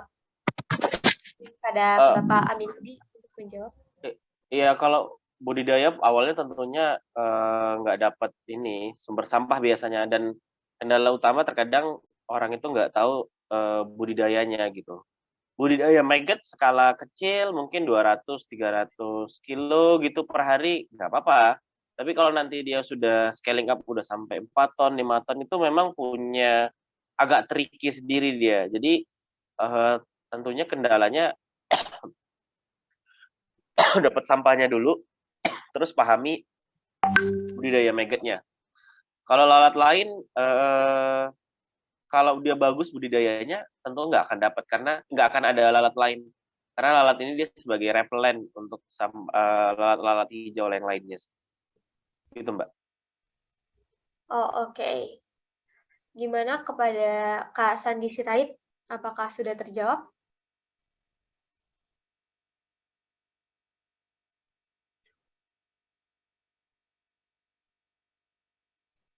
Oke, ya. Makasih Bapak Aminuddin terhadap jawabannya. Selanjutnya ada pertanyaan kedua dari Muhammad Maftuhir Ridho yang ingin bertanya, apakah ada inovasi atau teknologi yang dapat diaplikasikan untuk mengubah limbah makanan di Indonesia menjadi sumber daya yang bernilai ekonomi dan lingkungan? Ya tadi hampir biasanya pertama composting. Composting ini yang nggak mungkin terelakkan, dan dia adalah kayak standar baku. Composting tetap punya nilai ekonomi, tapi kalau bisa compostingnya juga harus diimprove gitu. Jadi tidak composting biasa, dia harus dilakukan enrichment, pengkayaan metode juga sih, atau pakai bioaktivator tertentu agar hasil pupuknya bagus. Itu satu. Yang kedua, biodigester juga tentu di negara-negara maju, mungkin salah satunya Jepang, sudah ada pelaku-pelaku industri yang sudah mapan dan hasil listriknya dibeli oleh pemerintah. Namun kalau di Indonesia masih kayak tumpang tindih gitu nih, nanti kalau hasil listriknya atau gasnya dihasilkan nanti siapa yang beli gitu, kurang lebih masih belum firm banget di Indonesia. Terus selain composting, biodigester ada juga pakai biopori. Pakai juga biopori untuk skala rumah tangga. Biopori juga menjadi salah satu solusi juga sih untuk bisa mengolah sampah organik khususnya limbah makanan di tingkat rumah tangga. Yang keempat tentunya pembangkit listrik tenaga sampah juga listrik tadi lah, hampir sama kayak biodigester. Yang kelima ya maggot ini, kurang lebih gitu. Kelima teknologi ini seharusnya mampu untuk bisa meningkatkan nilai ekonomi dan lingkungan, karena even kalaupun composting saja menghasilkan pupuk dan pupuknya bagus, tentunya dan seharusnya harganya affordable untuk ke petani, seharusnya daya serap pupuk jauh lebih oke. Karena apa? Karena biasanya kita kenal ada subsidi pupuk. Kenapa subsidi pupuk dibuat? Karena kebutuhan pupuk tinggi, tapi raw materialnya tinggi banget nih harganya. Nah, seharusnya dengan penggunaan pupuk ini organik seharusnya lebih oke. Kurang lebih gitu. Oke, gimana menurut Kak Ahmad Muftahir Ridho? Apakah pertanyaannya sudah terjawab?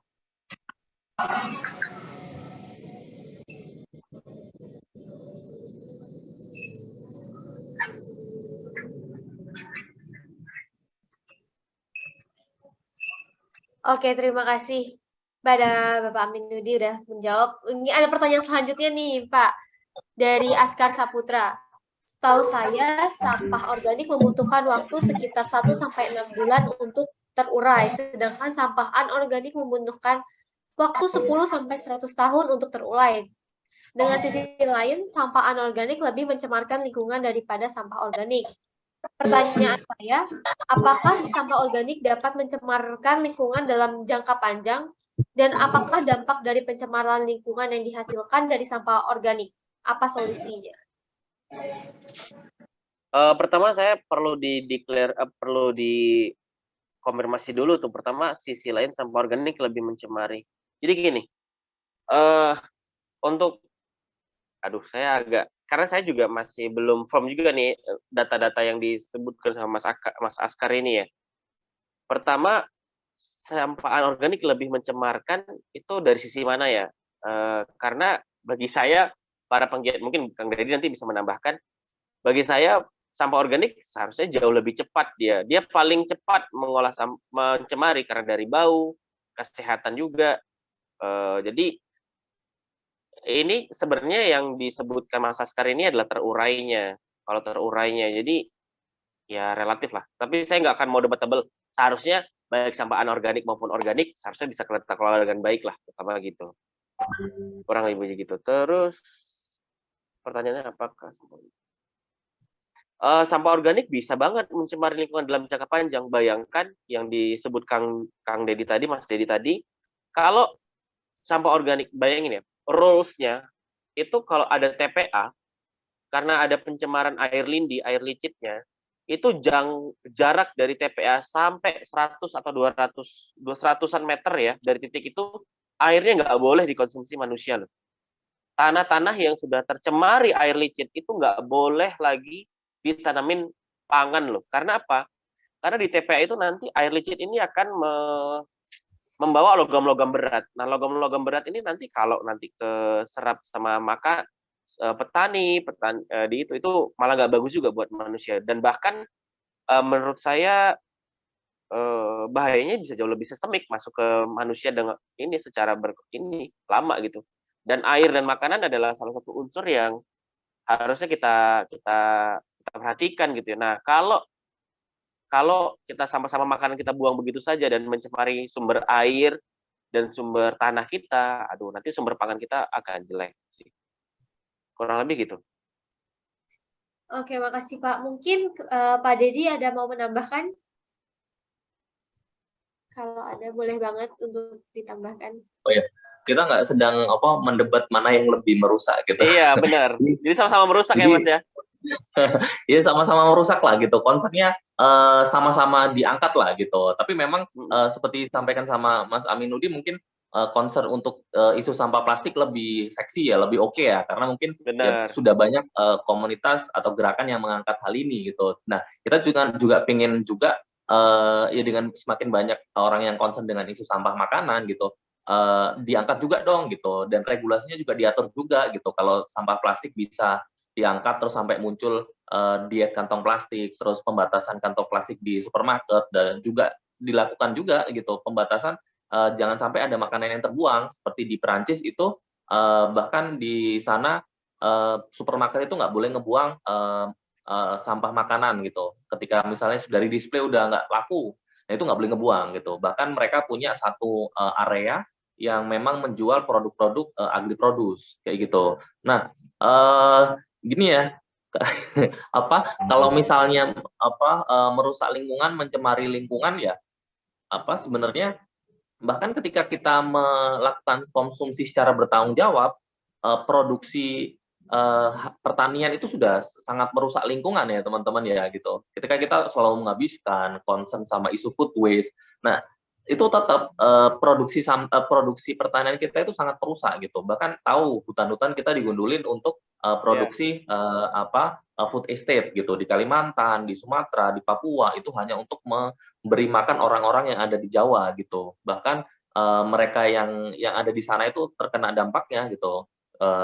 Ruang hidup mereka hilang, ya suku adatnya, terus hewan-hewannya, floranya gitu loh. Jadi kalau misalnya sampah plastik juga diangkat, mau dong gitu. sampah makanannya juga diangkat karena urgent juga gitu. Tapi jangan sampai melihat bahwasanya yang paling penting yang mana nih gitu. Karena tolak ukurnya 1-6 bulan sama 10-20 tahun, 10-100 tahun itu nggak bisa jadi tolak ukur juga sih gitu. Karena itu merusaknya dengan caranya masing-masing gitu. Dan anggap aja ini perlu kita jadikan concern bersama, bukan yang lebih penting yang mana gitu. Itu sih.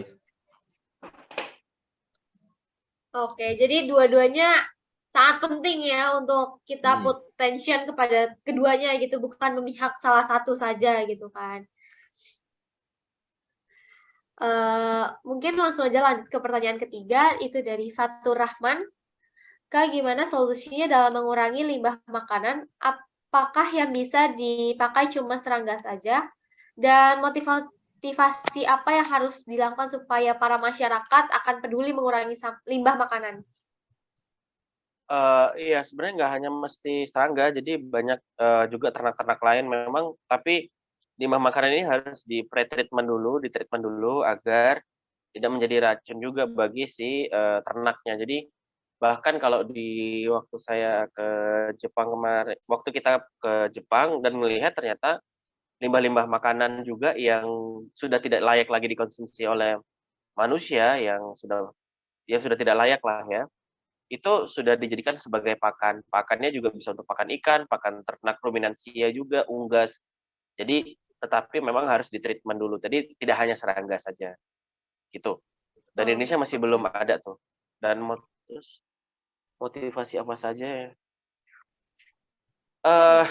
Motivasi ya tentunya masyarakat harus diedukasi terus gitu tentang pentingnya pengelolaan sampah makanan, terutama untuk di daerah-daerah perkotaan atau metropolitan. Karena kalau untuk di desa sih isu ini nggak terlalu maksudnya nggak terlalu jadi spotlight banget, karena kalau di desa kan orang makan mungkin biasanya habis, kemudian juga dari segi jumlahnya nggak terlalu banyak. Nah, yang menariknya ya tadi di area-area perkotaan seharusnya disosialisasikan lagi dalam dalam mengkonsumsi makanan yang bertanggung jawab gitu. Maksudnya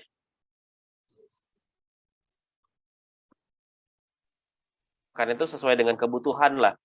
Sesuai dengan kebutuhan, bukan masalah keinginan saja. Terus ini ada pertanyaan lanjutan juga nih dari Rani Nurwiyani. Mau bertanya pada Kak Aminudi, apakah ada serangga lain selain mangot BSF yang berpotensi sebagai pengurai sampah? Ada. Ini mungkin salah satunya rayap. Ya rayap tuh bisa juga, ini kita juga lagi pengen develop juga, karena di Indonesia itu salah satu masalah juga sebenarnya adalah limbah pakaian. Limbah pakaian ini masih belum banyak yang pengelolaannya. Nah, kita kemarin sempat riset, ternyata rayap menjadi salah satu untuk bisa kita develop untuk bisa pengelolaan sampah limbah organik. Karena pakaian kita kan banyaknya juga dari serat, fiber gitu ya, dari kapas. Nah, kapas juga kan sebenarnya semuanya organik. Tapi pengelolaan sampah pakaian di Indonesia masih sangat minim. Semuanya dibakar ya, dibakar aja gitu kan. Padahal ada pendekatan yang jauh lebih environment lah, lebih nature gitu. Itu sih Mbak. Oke, wow, ternyata rayap yang biasa menjadi hantu di rumah kita ya. Maksudnya kalau ada rayap pasti kita udah panik nih untuk segera dibasmi gitu ya. Oke. Kita lanjut ke pertanyaan keempat, itu dari Rizal Ananisa. Jika hanya kita yang sadar untuk mengurangi limbah organik maupun anorganik, tentu belum cukup untuk melindungi seluruh bumi kita.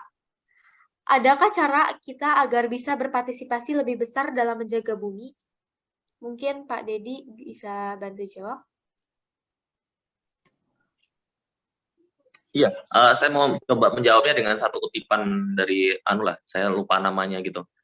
Kita itu nggak butuh, ya kutipannya bahasa Inggris sih gitu. Kita nggak butuh beberapa orang yang mempraktekkan gaya hidup sustainable atau cinta lingkungan itu dengan cara yang sempurna gitu. Kita butuh jutaan orang yang bisa mempraktekkan gaya hidup cinta lingkungan secara tidak sempurna gitu. Jadi istilahnya jangan hanya karena yang melakukan itu cuman saya, terus saya nggak ngelakuin secara sempurna juga gitu, terus akhirnya kita berhenti gitu loh. Jadi terus bawa apa yang saya sampaikan di sini, fakta-fakta yang saya sampaikan gitu, terus selalu diingat, selalu praktekkan ketika misalnya makan ataupun masak gitu. Jadi benar-benar punya aware lah dengan isu sampah makanan ini. Dia udah praktekkan, habiskan gitu. Udah nggak usah terlalu mikirin yang ikut berapa, yang anu berapa gitu. Saya dulu Garda Pangan Jalan 2017 itu juga nggak kepikiran gitu. Tapi sampai sekarang itu kita ngelihat efeknya sangat luar biasa sekali sampai kita sampai sudah semakin banyak lah organisasi yang punya concern yang sama di bidang ini, di bidang isu sampah makanan. Di Food Bank itu juga semakin banyak, terus Magot itu juga semakin banyak gitu. Jadi istilahnya nggak usah terlalu mulu-mulu, ya lah kita just do what we can gitu loh. Kalau kita cuma bisa menghabiskan makanan aja karena kita nggak punya organisasi atau nggak punya gerakan, ya udah just do that gitu. Sambil pelan-pelan kenalkan, kenapa sih harus ngabisin makanan gitu. Oh ini kamu nggak habis nih gini, ya udah aku habisin aja gitu. Ya itu coba ngenalin ke circle kita itu penting sih. Gitu. Jadi lambat laun juga akan terselesaikan kok gitu. Jadi setelahnya mulai dengan cara yang buruk aja, mulai dengan messy aja gitu, start messy. Jadi nggak harus menunggu sampai sempurna terus kita bisa punya target untuk menyelamatkan dan menjaga bumi gitu. Itu istilahnya kan target yang sangat luar biasa ya gitu. Itu sih bahkan istilahnya kalau kita sekelas Bill Gates pun Bill Gates kan dia punya yayasan yang punya concern di bidang bidang kesehatan atau bidang apa gitu di Afrika gitu ya, dengan target orang-orang Afrika. Itu aja dengan dana yang sebegitu banyaknya belum benar-benar terselesaikan masalah itu gitu loh. Jadi terus lakuin aja gitu sampai akhirnya lambat laun itu bisa terselesaikan kayak gitu. Jadi jangan terlalu melihat sebuah target yang terlalu tinggi lah untuk menjaga bumi gitu. Tapi lakuin aja kebiasaan-kebiasaan yang bagus.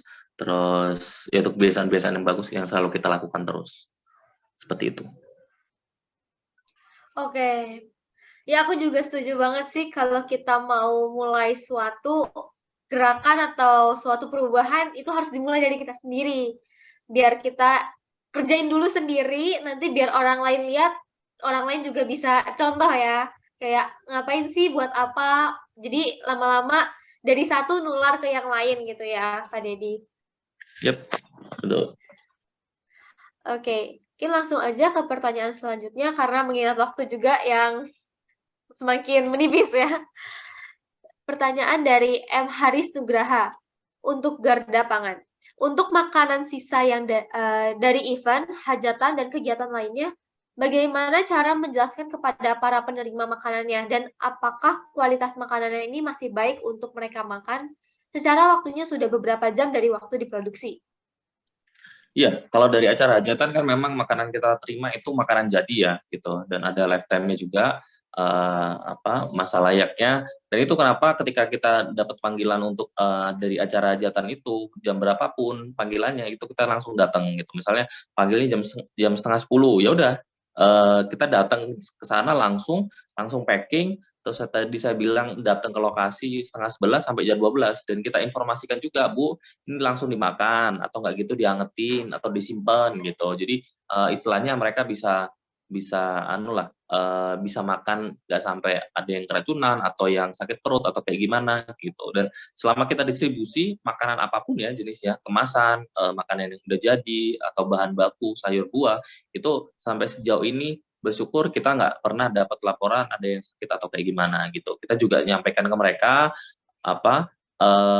ketika makanan itu layak sampai kapan gitu sih. Jadi karena ini satu hal yang unik ya dan baru buat mereka memang yaitu banyak catatannya sih gitu ketika kita nyampein ke mereka gitu. Tapi istilahnya itu bukan jadi hal yang perlu dirisaukan lah gitu. Bahkan di Amerika sana mereka udah jalan sejak tahun 80-an dan sangat kencang ya dengan kalau Amerika sana kan ada apa-apa tuntut gitu. Itu orang kecil aja bisa nuntut perusahaan terus minta ganti rugi segala macam gitu. Dan sampai sejauh ini tuh nggak ada satu tuntutan yang yang menuntut food bank ataupun pendonor itu ketika misalnya dia ngasih sesuatu terus kena apa-apa, nah itu nggak pernah ada tuntutan soal hal itu di Amerika sana, sudah sejak lama gitu. Jadi jangan takut untuk selalu berbuat baik, karena ya itulah orang baik itu selalu ada jalannya lah. Oke, orang baik selalu ada jalannya. Oke, berarti ini termasuk untuk seperti acara yang menggunakan prasmanan gitu ya? Yes. Jadi nanti Dan dari pasti, pihak dan Pangan pasti itu kita cek kok. Jadi makanan-makanan berlebih itu pasti kita cek gitu. Kayak macam dari acara wedding gitu ya. Itu kita ada satu cara yang namanya tes organoleptik gitu untuk memastikan apakah makanan ini layak atau enggak, yaitu dengan organ kita gitu. Jadi pertama kita lihat apakah warnanya bentuknya berubah, terus dicium, apakah baunya menyengat atau enggak gitu, teksturnya dipegang gitu, berubah atau enggak gitu, lembek atau enggak gitu. Setelah itu dicoba dimakan gitu. Jadi memastikan apakah makanan layak itu enggak atau tidak dari indera kita. Dan itu valid lah. Oke, jadi semua udah dipastikan aman ya. Yep. Oke, teman-teman, mohon maaf nih karena keterbatasan waktu, kami harus menutup sesi tanya jawab ini. Bagi teman-teman yang belum terjawab, mohon maaf sekali lagi kami ucapkan. Dan untuk pertanyaan yang belum bisa terjawab, akan dijawab melalui Instagram Story untuk Bumi. Maka dari itu, jangan lupa untuk follow dan pantengin terus Instagram untuk Bumi ya teman-teman. Nah, acara selanjutnya kita masuk ke dalam sesi pemberian e-sertifikat kepada para narasumber. Pemberian e-sertifikat akan diserahkan oleh Project Manager Food Waste. Untuk Asyana, selaku Project Manager Food Waste, waktu dan layar dipersilahkan. Ya, oke, terima kasih. Berikut ini adalah penyerahan sertifikat dari tim untuk Bumi kepada para narasumber yang berkenan memberikan ilmu pada Talkshow Indonesia Darurat Limbah Makanan ini. Berikut sertifikat pertama. Ya, sertifikat pertama ini dari Untuk Bumi kepada narasumber pertama kita, yakni Pak Aminudi. Kita persembahkan untuk Pak Aminudi. Terima kasih, Pak.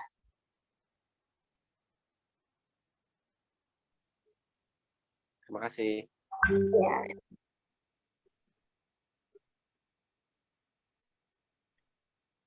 Oke, selanjutnya pemberian sertifikat kedua kami persembahkan untuk Pak Dedi Baroto Trunoyudo. Terima kasih Bapak, sertifikat ini sebagai bentuk terima kasih atas ilmunya yang sangat bermanfaat untuk kita semua.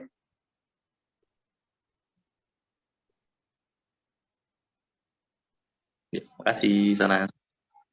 Iya, Pak. Oke, saya kembalikan ke MC. Ke moderator, maaf. Oke, terima kasih untuk Kak Syanas. Selanjutnya adalah pemberian kesan dan pesan oleh para narasumber kita pada acara talk show hari ini. Kepada Bapak Aminudi terlebih dahulu, dipersilakan untuk menyampaikan kesan dan pesannya kurang lebih 1 hingga 2 menit. Waktu dan layar kami persilahkan. Iya, tentunya saya berharap bahwa forum-forum seperti ini terus kita perbanyak ya, kita rutinkan begitu, karena harapannya dengan forum-forum ini tentunya nanti diharapkan ada solusi-solusi lain dan gerakan-gerakan yang lain yang bisa pengelolaan sampah khususnya limbah di food loss dan food waste tadi. Pesan buat teman-teman ya, bergerak terus karena sebuah perubahan bisa dilakukan dengan adanya action kita ya. Itu mungkin Mbak, terima kasih. Oke, terima kasih banyak Bapak Aminudi atas kesan dan pesan yang telah disampaikan. Kemudian selanjutnya kepada Bapak Dedi dipersilakan untuk menyampaikan kesan dan pesannya kurang lebih 1 hingga 2 menit. Waktu dan layar kami persilahkan. Ya, terima kasih atas kesempatannya ya teman-teman ya, diundang di forum yang seperti ini gitu. Harapannya ya semakin banyak forum yang seperti ini dan memberi gambaran kepada teman-teman semua bahwasanya itu sampah makanan perlu juga dapat highlight yang sama seperti sampah plastik gitu, sehingga bisa dapat penyelesaian yang sama juga gitu. Muncul regulasi di tiap-tiap daerah untuk bisa menyelesaikan isu ini gitu, karena itu sampah makanan ini adalah isu yang paling lah ya, itu saya bilang the dumbest problem in the world gitu, karena untuk kita bisa menyelesaikannya itu cuma tinggal mau makannya aja, simple banget dan semua orang bisa terlibat. Tapi toh nyatanya adalah kenapa kok masih tetap banyak sampah makanan? Kenapa sampah kita itu di TPA didominasi oleh sampah makanan? Seperti itu, ya. Semoga bisa mendorong teman-teman untuk bisa ya menciptakan gerakan-gerakan yang baru, yang konkret untuk menyelesaikan permasalahan ini, dan itu bisa dimulai dari forum ini, terus bisa dimulai dari apa yang kalian miliki kayak gitu. Jadi mungkin berkaca dari pengalaman saya yang sebelumnya, saya pengusaha catering, sering bersinggungan dengan makanan, ada sampah makanan banyak, ya mulainya dari situ. Seperti itu. Nah, coba tarik kembali ke diri kalian itu seperti apa, potensinya seperti apa, nanti munculnya apa, kayak gitu. Monggo, action, gitu. Terima kasih. Oke, terima kasih Pak Dedi atas kesan dan pesan yang telah disampaikan. Simple things to do, tapi banyak terlewatkan ya. Ya, selanjutnya adalah sesi dokumentasi. Mari kita mendokumentasikan acara ini bersama para narasumber hebat kita. Diharapkan kepada seluruh peserta untuk dapat memastikan kamera dalam keadaan on, karena kita akan melakukan foto bersama yang akan dipandu oleh operator.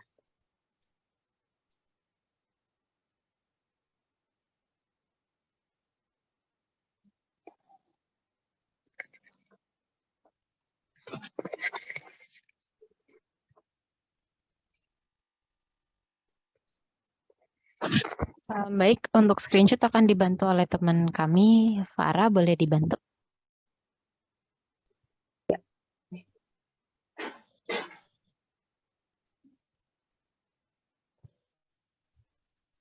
Tolong dihitung ya, Farah ya, makasih. Mungkin share screen-nya boleh tolong dimatiin dulu.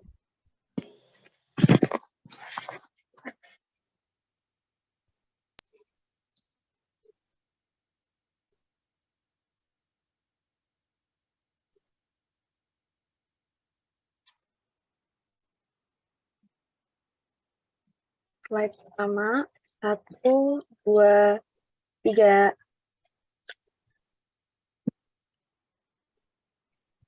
Selanjutnya, slide kedua, 1, 2, 3. Makasih.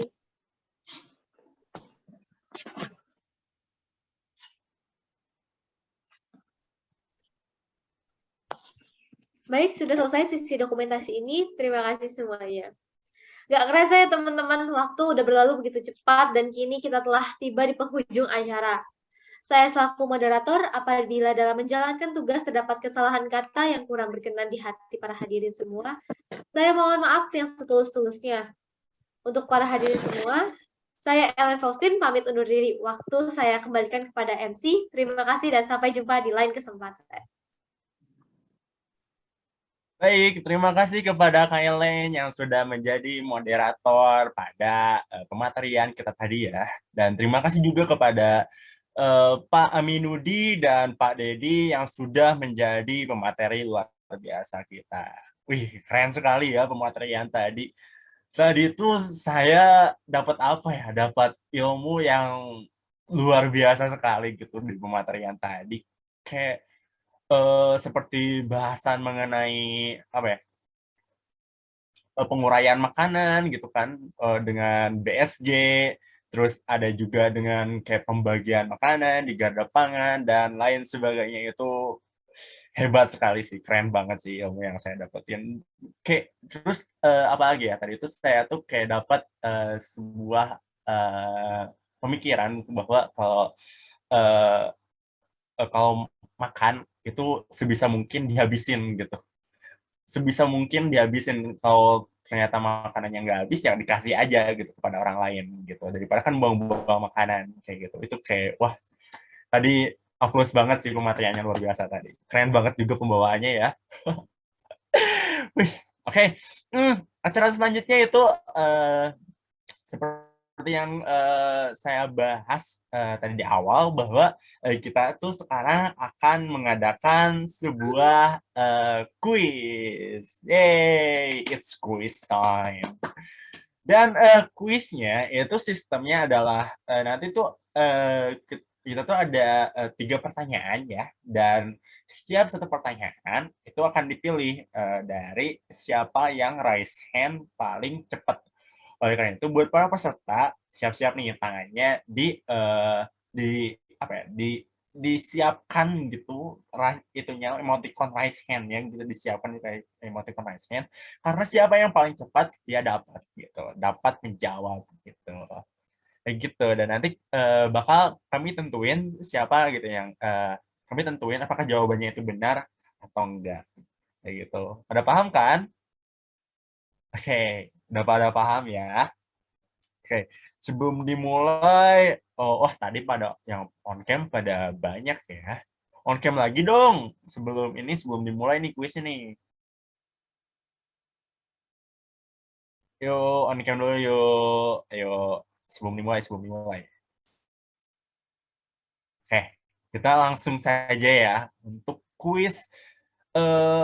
Untuk kuis, mari kita mulai dengan pertanyaan pertama, yaitu sampah apa yang paling cepat dalam mencemari lingkungan? Oh, udah pada raisen ya. Langsung pada cepet-cepet aja. Ada Kak Haris dan ada Kak Indri Septiani juga. Tadi udah raisen, ada Kak Sandi Perwira juga. Siapa lagi sih yang tadi raisen? Dia eh, ada Kak Askar dan lain sebagainya. Itu operator siapa ya yang paling cepet ya? Tadi nggak lihat layar soalnya. Ya, tadi yang paling pertama Kak Haris, Kak. Oh, Kak Haris. Oh, Kak Haris, silakan boleh langsung banget menjawab. Oke. Jelas suaranya? Silakan. Ya, jelas. Oke, suaranya jelas. Untuk yang paling cepat mencemari lingkungan itu adalah sampah organik, khususnya makanan ya, sisa-sisa makanan. Gitu ya? Halo? Iya, udah cukup kok. Oke. Udah, oke. Jawabannya bener nggak ya? Jeng.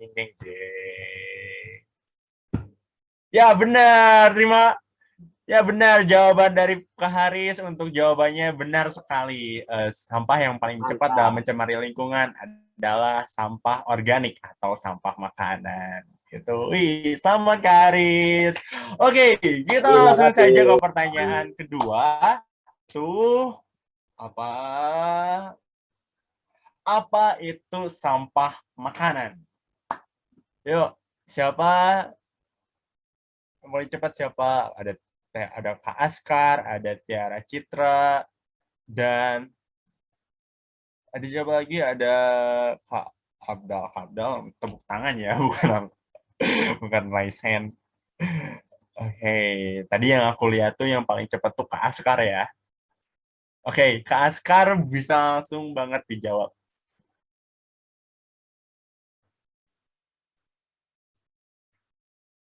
Enggak ada suaranya, Kak.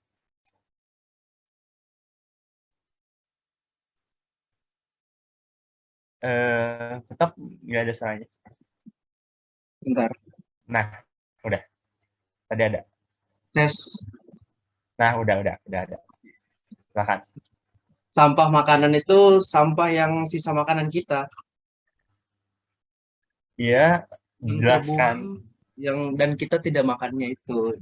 Sisa-sisa makanan yang kita makan, lalu kita buang. Itulah sampah makanan. Oke. Bener gak ya? Sampah makanan itu ada sampah yang terbuang makanan. Bener gak ya? Jeng. Ya, benar. Jawaban Kak Askar benar. Yuhu. Mantap. Selamat ya Kak Askar untuk jawabannya. Untuk jawabannya. Ya, atas pertanyaannya benarnya. Oke. Kita kita langsung saja ke pertanyaan ketiga. Apa ya? Apa saja yang dapat kita lakukan untuk meminimalisir limbah makanan? Sebutkan minimal 3. Apa ya? Oh, Kak Askar udah resen, tapi Kak Askar tadi udah ngejawab. Ganti dong sama yang lain.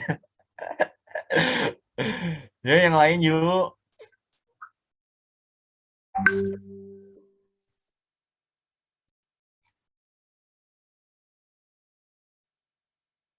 Yang lain ada yang tahu nggak cara kita yang dapat kita lakukan untuk meminimalisir limbah makanan? Yang lain, oke.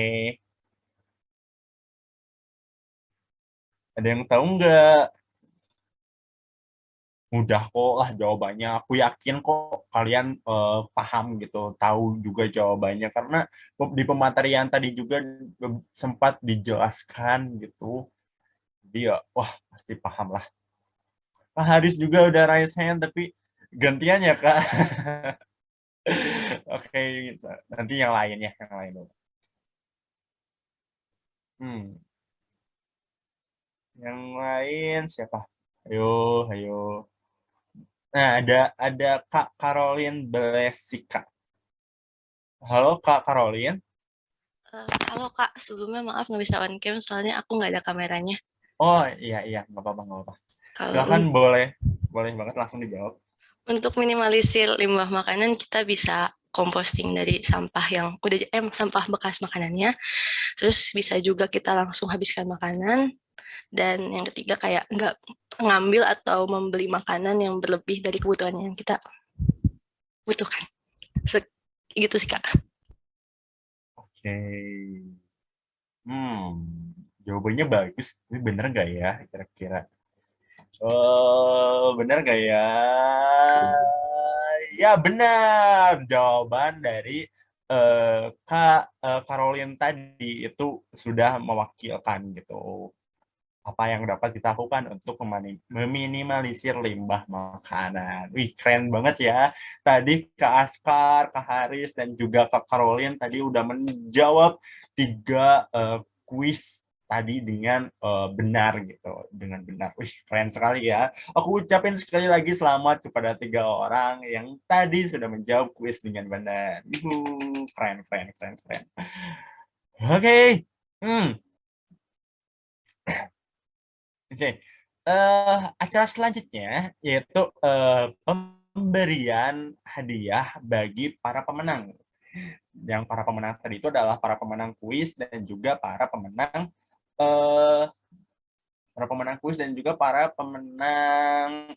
yang menjadi penanya terbaik gitu.